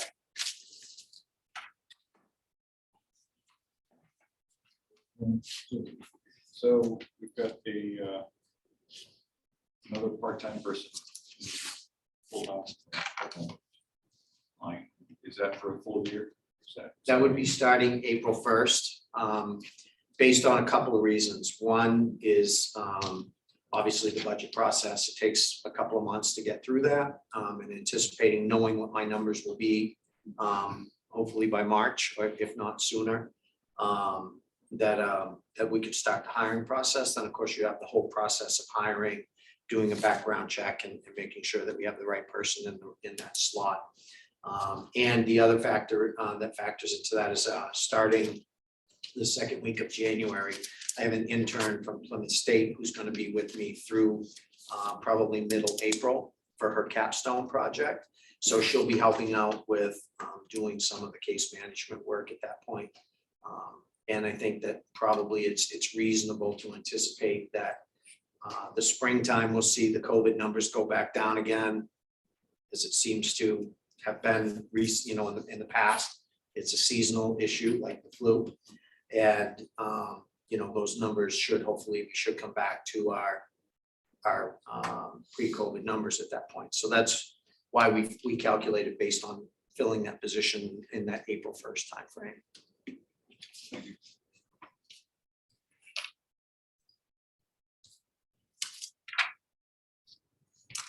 And that's not a new position. That's just refilling one that already existed that we didn't fund for 21 for obvious reasons for COVID, that type of thing.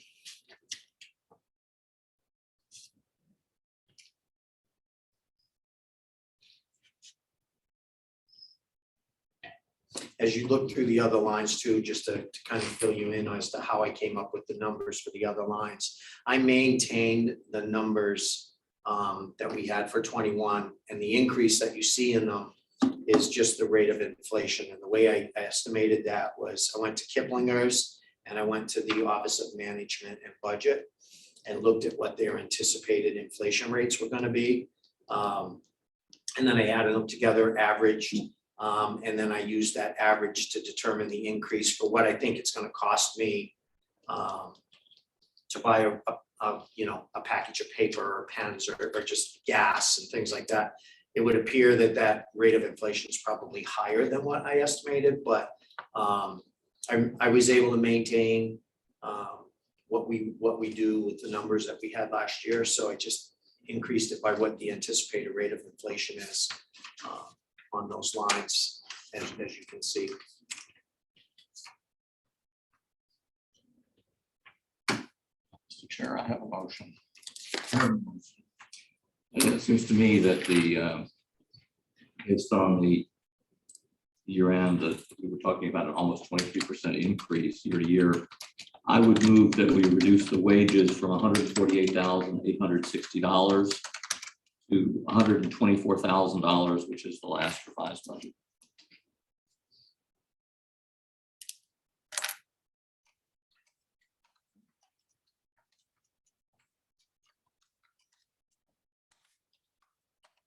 June and second. I think, if I may, it's not just the increase in wages, it's actually addition or restoring a position. Right. Like, is it your opinion that we don't need to fill that position? Yes. Okay.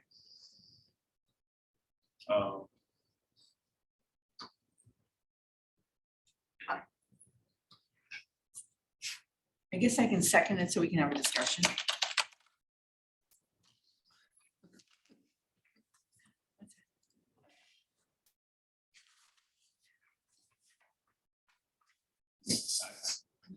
My thought on this would be, we've been kind of told that things aren't really gonna even start to get back towards normal for March, April.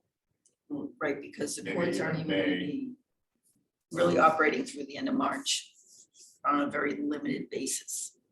And with Justice Judge O'Neill retiring, and we're gonna have fill-in judges in the interim, I mean, the courts really aren't gonna be operational until fully operational. I would consider filling that position for the second half of the year. So reducing it I by don't know what that- another 3 What months. that calculation comes out to, but I can figure that out. So basically divided by. Okay. So you get 3. now we're there, if we get to that, June, July. Coming into that June, July timeframe, you can see that we're gonna really need that additional position, we'll have the funding to. May I just help while you're running these numbers? Mhm. Oh, can you hear me? It's already factored in there only for 3/4 of the year. So if you want to, it's in there for 39 weeks. So if you want to reduce it to 26 weeks. It's 16,590.08 Right. is the reduction. So. it's No, a- that's, no, Right. that's not the reduction. That would be that's my what- thought. So the reduction would be $8,295.04 is, so whatever that would be. It makes the new wage number 140,560. So would you consider amending your motion? Sure, if that's the consensus here. Barbara, Yes, you with that? Okay with so that? we'll reduce it to 140,565. 565. 145, 5. 140,565.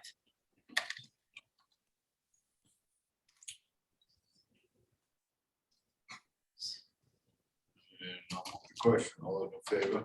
Aye. And then they'll have to adjust. So adjust some of the numbers, benefits. No, I'll take care of that.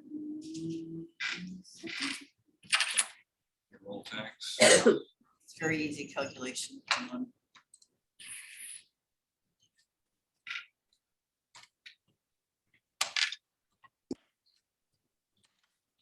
So it'll be a reduction of 635.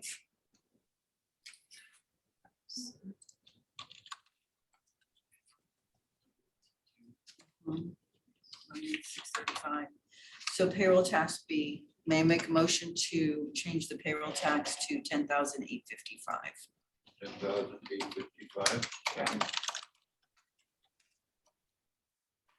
Favor? I don't have a second yet.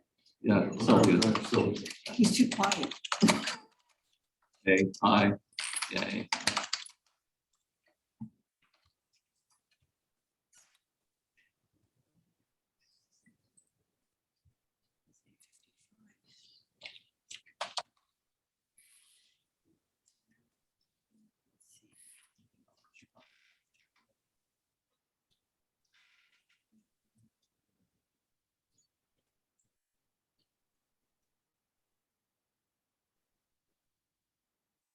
No, on that.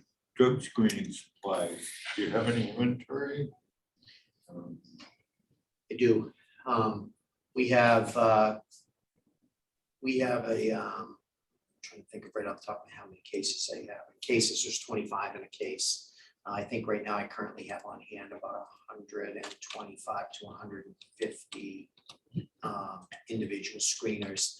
We've been able to utilize, for instance, Health First, when someone's in MAT, one of the requirements for their, whether it's daily, weekly, bi-weekly prescriptions, they have to urine screen. So we have them sign a release and then we get the results of their urine screen. So it saves us from having to, so we've been able to figure out ways to get urine screens without us having to do it and save money. Instead of duplicate, it doesn't make sense to have them UA on Monday and then come in and see us on Tuesday and do another one and get the same result. So we've been working with our providers. So we've been able to cut our screens about in half, which is why I was able to only have to request half. So how long would you anticipate that inventory?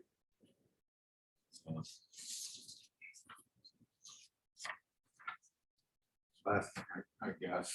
It should, that should get us with the rate that we're currently doing screenings and with the cooperation that we're getting from our providers that we work with.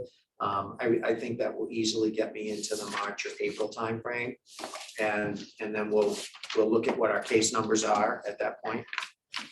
But I think that the expected request should get us through the year with what we have in stock without too much problem. As long as those screening cups don't skyrocket in price, which I'm assured by Biotech, who's our provider out of California, that they're going to maintain their pricing, but they are in California, so. I'm sad. I have another motion. It's over. The training line 56110 is in requested $520. I chisel it down as a motion to reduce it to $400. Oh, yeah. Even.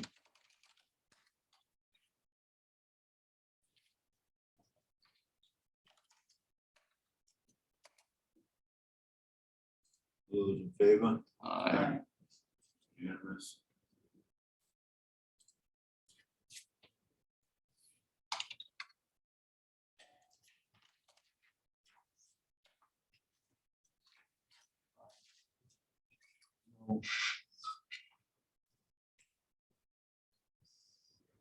Why do we have vehicle costs? Because the department has a van and so I have to put fuel, maintain it, and that type of thing. So we use that van to, every other week, we do a food drive. That's one of our projects. And then when we do other community service projects, we use the van to transport our clients to and from the program, or the project rather. Okay, so you kind of have to do some volunteer work.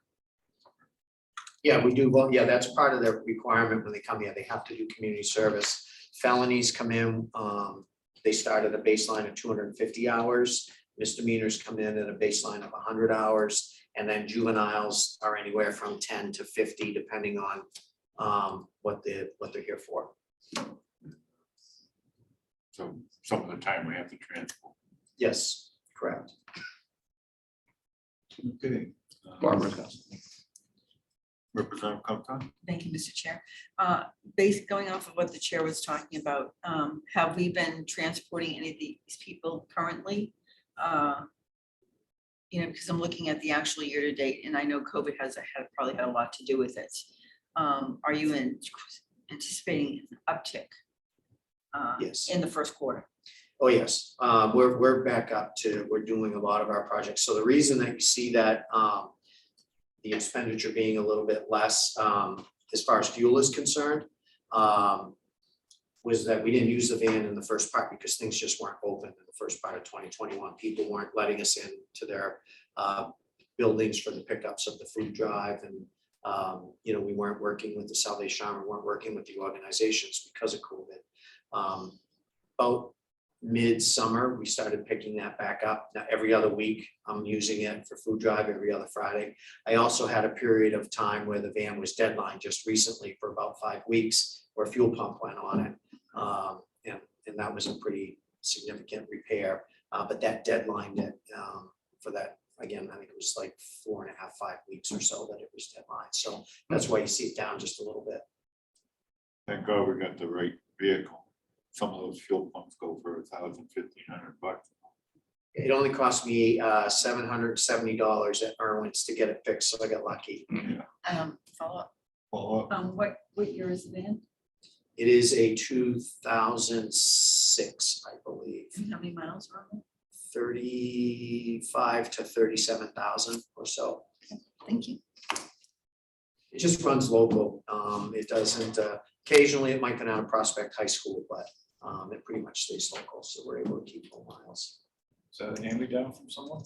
I don't know, we had it when I started in 2014, so it's something that the previous director got, that Brian got. I believe they got it brand new, but so it's been around for a while. But it's in great shape, runs good. It does what we need it to do. that was a subject I was gonna bring up. We're buying all these vehicles. Are we taking maintenance steps that are gonna help prolong the life of them, like undercoating them and stuff like that? You know, if that van has ever been undercoated. I couldn't tell you if it has or not. It has not since I've had the program and that I've had the van. But it's not showing any rust. It passes inspection every year without a problem. The only thing I've had to do it is brakes and tires and oil changes every 3,000. So Probably doesn't get out in the snow very much, does it? you'd be surprised. It gets out at least every other week during the winter time in food drive. And then we do have some snow shoveling projects that our clients do for some of the elderly people and in the area. So it does get out every now and then, but not like the average commuter would. Well, if you have a little extra money in that budget towards fall, I would recommend having it undercoated. Low mileage, you get a lot more years out of it. Make note of that. Okay. We'll get it done. We'll at least get it oiled anyway. Yeah.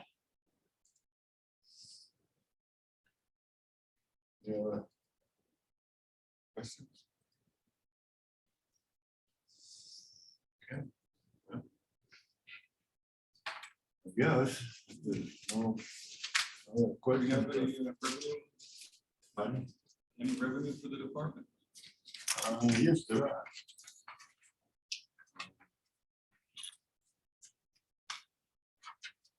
We'll go back to the side of it.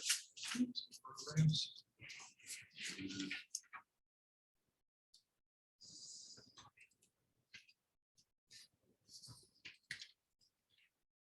So I'm assuming the program fees are paid for by the participants. Okay. That's correct, the adult participants. So our revenue for the adult participants for a felony is $500. For a misdemeanor is $400. And juveniles don't pay program fees based on the fact that that's considered punitive and juvenile justice is supposed to be rehabilitative. But we do get grants through the New Hampshire Juvenile Diversion Network, who we're accredited through. And those did get approved by the Governor's Council. So we anticipate that we'll continue to get that. And so when we do an intake on a juvenile, every juvenile has to have what's called an expert screener done, which it's a 2-part screener that determines mental health and substance use. And then it's graded based on that. We get $250 of grant money for every one of those expert screeners that we do.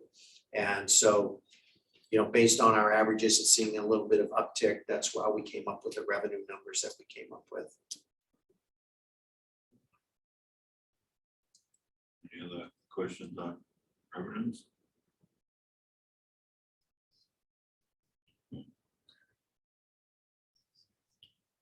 Well, seeing no further questions, I guess we'll wish you a happy and prosperous new year. Thank you. Same to you. I appreciate it. Coming in on a different schedule. That's okay. That's okay. Appreciate you making the adjustment. Not a problem. You guys have a happy new year. Thank you. We're gonna We need to discuss the Opera, I, funding. We got a bad number. Okay. yeah. Let me go down there. I'm sorry. On the opera, we approved a number, but I had erroneously put in a wrong number to get our total. So the total I gave you, even though each of the projects were correct in the numbers, when we did the gross total, I inadvertently put 390,000 in my column instead of 39,000, so that number needs to be changed. So the number I had was 3,872,50. It needs to be $3,519,250. Let me get back to that.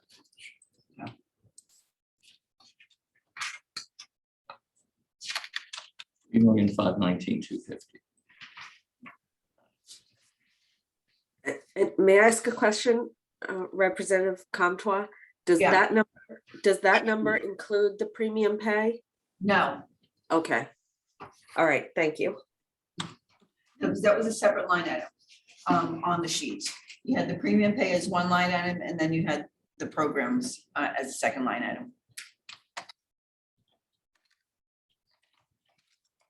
So I'll make the motion. For both law. Motion to change line 04190057002 ARPA projects to $3,519,250. That is the total of all the projects we have completed, we agreed upon. I had miscalculated yesterday. Do I have a second? Second. Second, Representative Sylvia. And we need any further discussion? So all those in favor? Aye. Unanimous?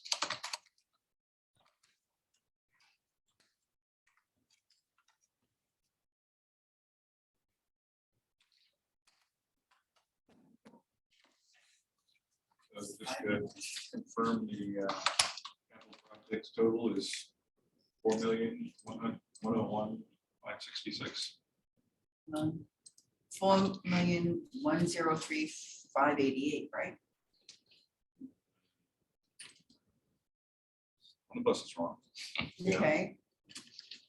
Let me just make sure. 4,410,1,566. That's the number I have. That you have. $1,101,566. Is that what you have? 4,101,566. Correct. That's what I got. Apparently, that's not what I heard the first time. No, it's not. Obviously, it was adding incorrectly. I went in and double checked it as that's why you're doing this and I'm doing this. All the numbers will eventually add up. So I Mr. Chair, may I? Yeah. So I voted in favor of premium pay yesterday. Because I thought that we were giving a premium pay on the negotiated union rates under the contract.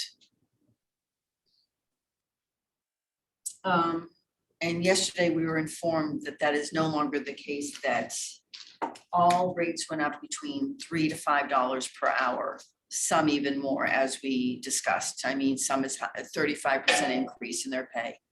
And I would say that for most of the pays, they've gone up anywhere between 20 to 30%. For me, the premium pay was to help between the gap where they were and, you know, as an incentive. Yes. But in light of the new negotiations and the new rates, I might have to rethink this. I'm just gonna throw that out there, because if they've already gotten a $5 an hour raise, well, why, you know, that's what I was thinking we were doing, is adding $5 on top of, you know, for the nursing home would be $5 on top of what they were making that was negotiated under the union contract. But now we know that it's already been renegotiated. I mean, I'm just gonna throw that out there. My question though is,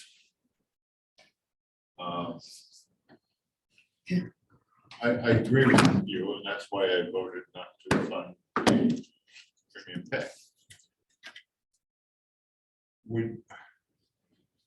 Well, I don't know how to put this. If we were to reduce the wage increase to what the original union contract specifies, Right. and leave the premium pay in there to compensate some of these positions, is that something that we can? I would, do, or is that something that's out of our hands because the commissioners have already made that commitment? well, the question is we voted on a union contract, the delegation did. We didn't vote on a renegotiated contract. Are they gonna come to us to ask us to vote on that? Well, Okay. So the commissioners set policy. And of course, they've varied things a fair bit over the last few months. And when we vote for union contracts, we are actually voting for appropriation that supports the contract. right, We're not really voting for the contract, it's the money to support the contract. correct. So, and that's only good for that year, we can always, our only authority is appropriation. So we could go back through all the departments and reduce the wage. And in fact, obviously the big one that is still in front of us is the nursing line.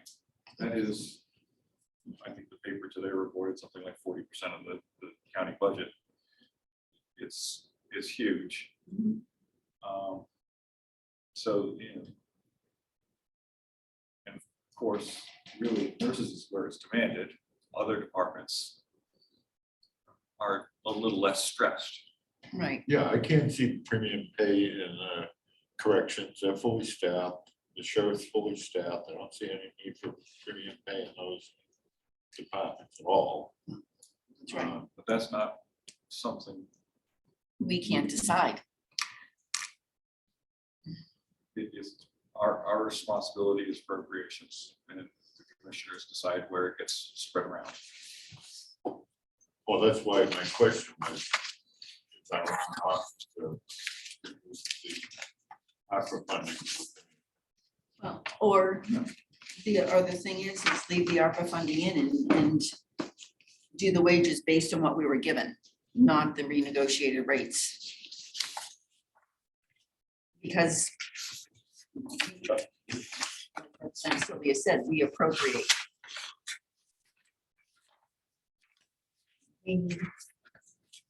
The delegation voted on a certain set going forward, it's not voted on this new stuff.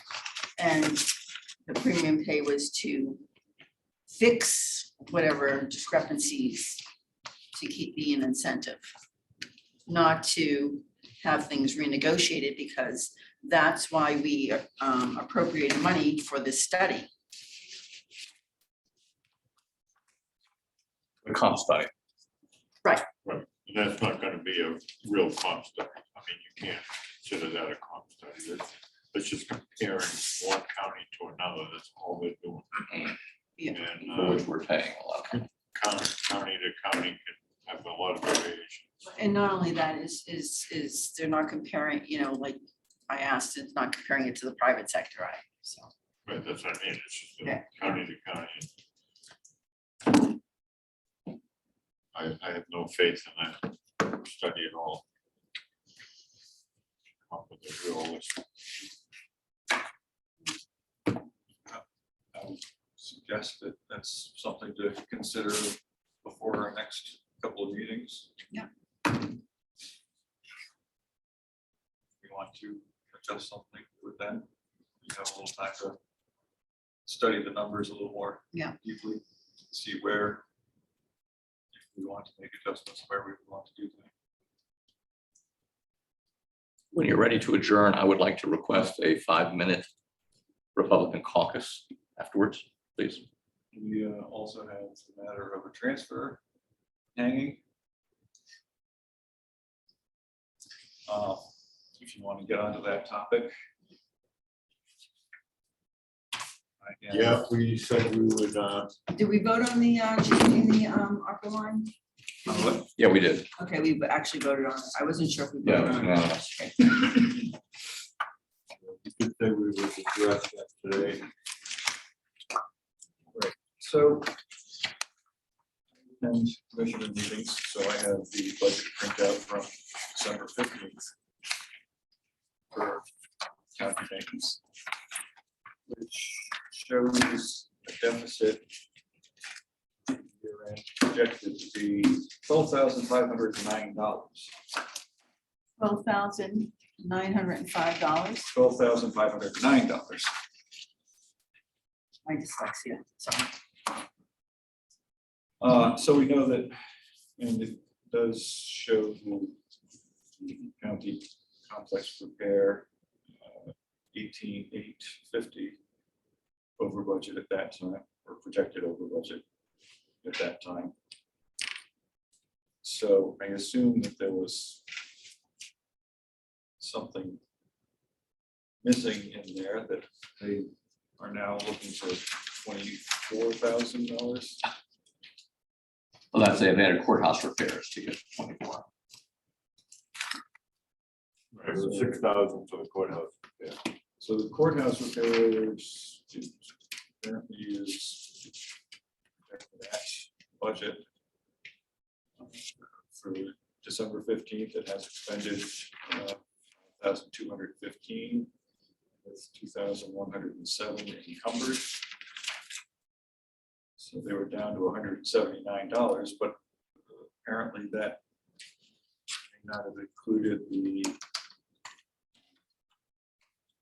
stuff they expected to get reimbursed for.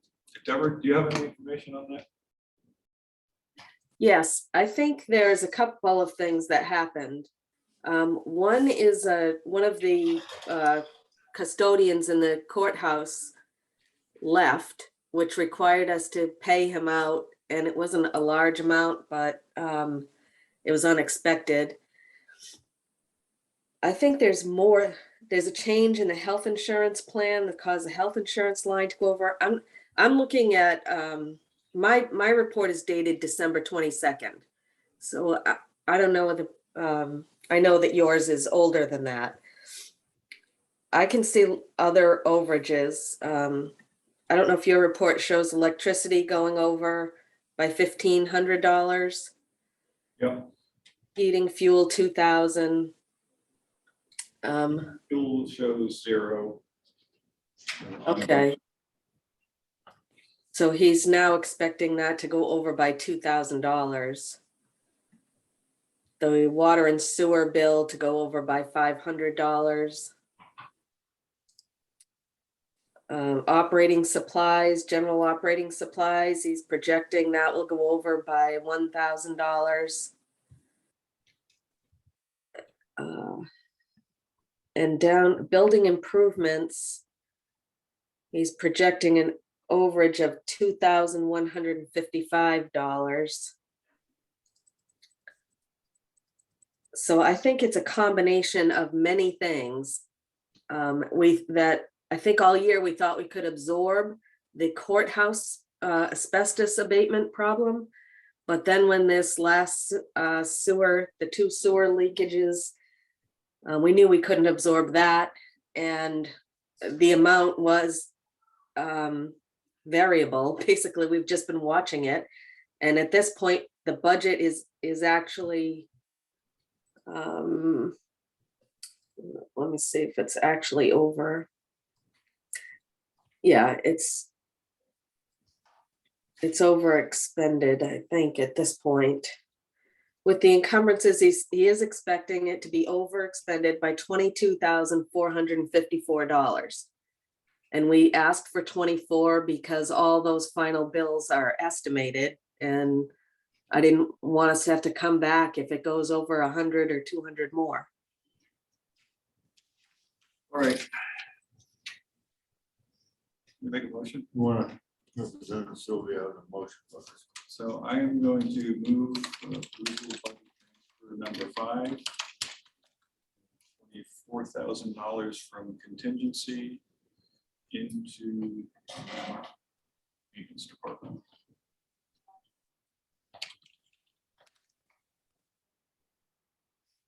Have a second?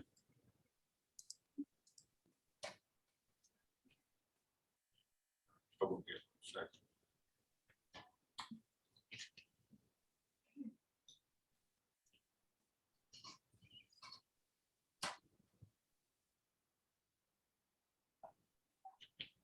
All right, I'll second. With your second, I'd like to discuss, if you don't mind. Go ahead, second, this, so we can have this discussion. You know, it is generally my preference that run budgets close to no excess. That would be my target. In my way. Dustin does a good job, you know. And it's pretty darn close to zero.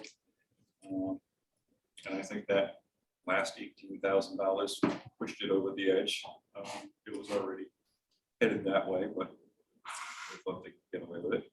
So I'm willing to support this, and as a matter of goodwill, and hopes that your favor would be returned when the bill for our legal services hits the desk of the county commissioners. And I think that it'll be a good tone for the new year.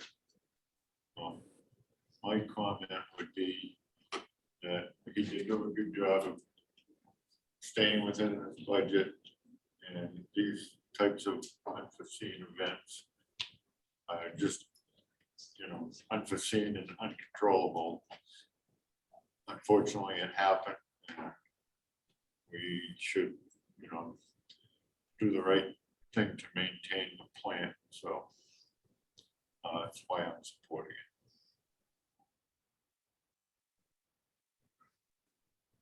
it.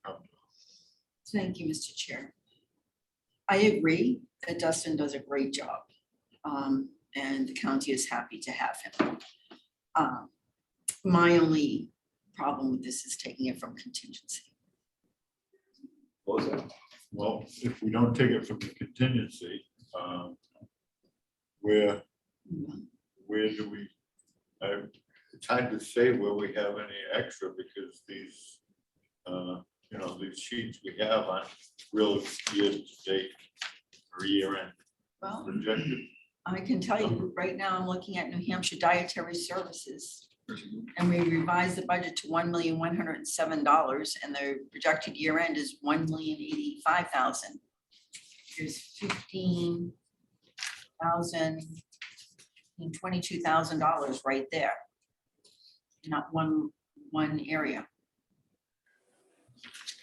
I'm not sure if you're interested in current information. The dietary, actually, I just spoke to the administrator a few days ago, because right now I think she's got $100 to spare, which is not a comfortable place to be in dietary. Okay. Okay. I would not recommend transferring any money out of there. Okay, well, Mr. Chair, thank you. Then if I look at New Hampshire Nursing Services, based on what we were giving, the revised budget was $5,983,000, and the projected year end is $5,278,000. There's $600,000 left in that department. Right, it's the nursing home, not New Hampshire. Right, I'm sorry, right, nursing home. Yeah. Well, Those things that jumps in your face. Is that under the nursing services? yes, it is. I mean, the health insurance line is $144,000 left in there. So I understand where Representative Comtois is coming from. But I think that at this time of the year, where we are at the end, Okay. is moving it from it is going to be skewing the numbers going in, going forward. When we look back at the history, we're gonna see that taken out of there. It will look like an expense to nursing services in historic fashion. The reality is that nursing services has been used as a tremendous buffer over the years because it is the largest line and there's always vacancies. Yep. So I can understand where you're coming from. So I don't know that it makes any grand difference. Representative Silver. Thank you, Mr. Chairman. As much as I respect Representative Sylvia and his comments, and as much as I would like to think that the approval of this transfer request would engender some goodwill, I believe that the county commissioners who are requesting this transfer have shown an utter and complete lack of goodwill and disrespect for the executive committee and the delegation, who have appropriated funds to defend the delegation, which is being sued in Superior Court by the Gunstock Area Commission for legal fees. We appropriated money, we made a transfer, and they have announced publicly and taken a vote not to pay our bills. So their transfer requests for me, I'm a no. I like that Pelosi move. Representative Conca, I just have one question. I'm looking at the nursing home, nursing services, the bottom line of the budget. I'm only seeing an $10,000 surplus. Are my numbers different than yours? Or? So we did on my numbers, just under the nursing home, nursing services. The revised budget, we revised the budget. Yeah. From what we originally so it was $5,983,461 was the revised budget. And 5 under- million. Pardon? 5 million. 5 million, yeah. And the 2021 projected year end is 5,278,000. That's not the number I have. You I have, have 5,973,557. My book. just telling you what I'm looking at. Well,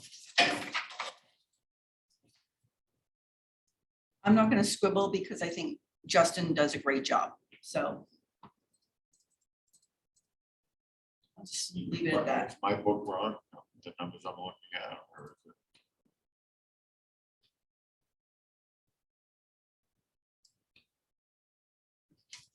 Anyway, well, I mean, and then I had come over here, yeah. No, because I'm looking at this other spreadsheet. We had an adopted budget, the nursing home of 6 million. It was revised down to 5.98, and year projected year end is 5.278. That's the spreadsheet I got on December 8th. 8th. Thank you. the money is, there is money in the nursing Yeah. services department. Now, where did this take place? Where did the pipes burst? Sheriff's Department and part of the nursing home, I think. Sheriff's Department, where it was backing up in the. Well, the no, shower. it was in the repair In was the courthouse, right yeah. here. this is where the repair was. Where Jamie's sitting. The clean out is right here, yeah. Okay, The backup was. And the burst pipe was in the courthouse. okay, It had, the nursing home had no effect. okay. Fine, okay. I'll concur with Representative Sylvia. It's Justin. All right, so the Representative Sylvia's motion is still stands. Yeah. So, seeing no further discussion, I'll call for a vote on that motion. All those in favor? I, Opposed? No, Opposed? Passes, and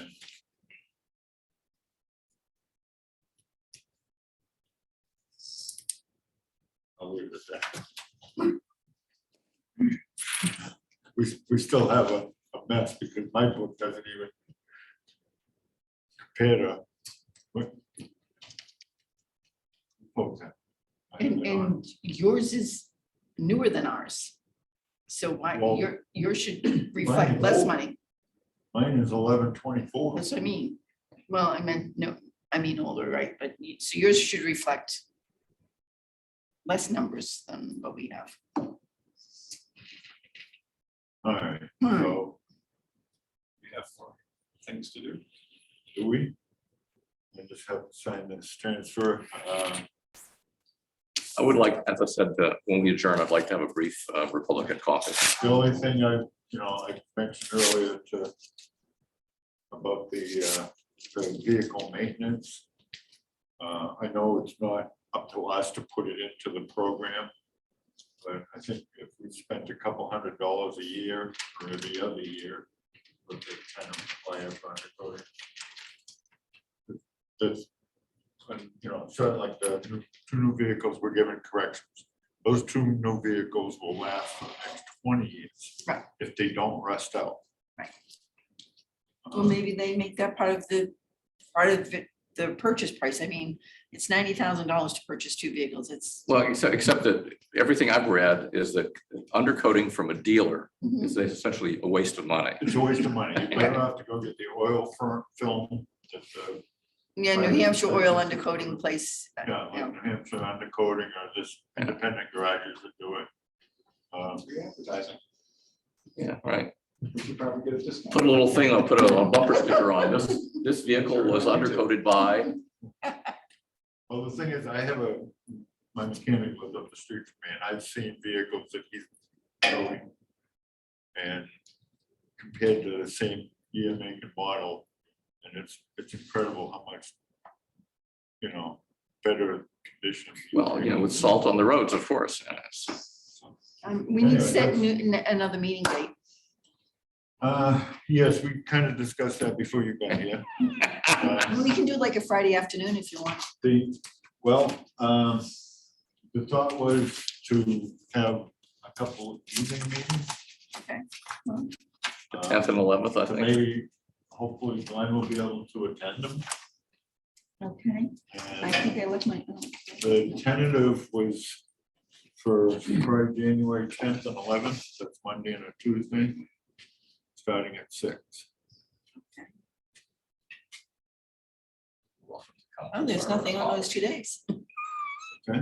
There's nothing listed on those 2 days. Okay, You're lucky. so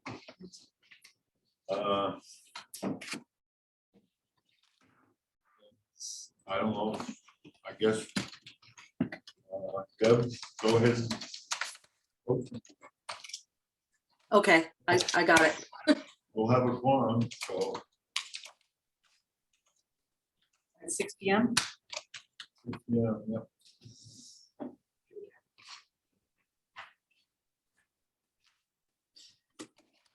And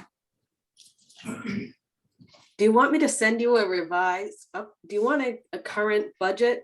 Would you like me to email you the 2021 budget? I can send you that updated. Can we get that after the sick pay? Is it the sick pay that gets calculated at the beginning of the year?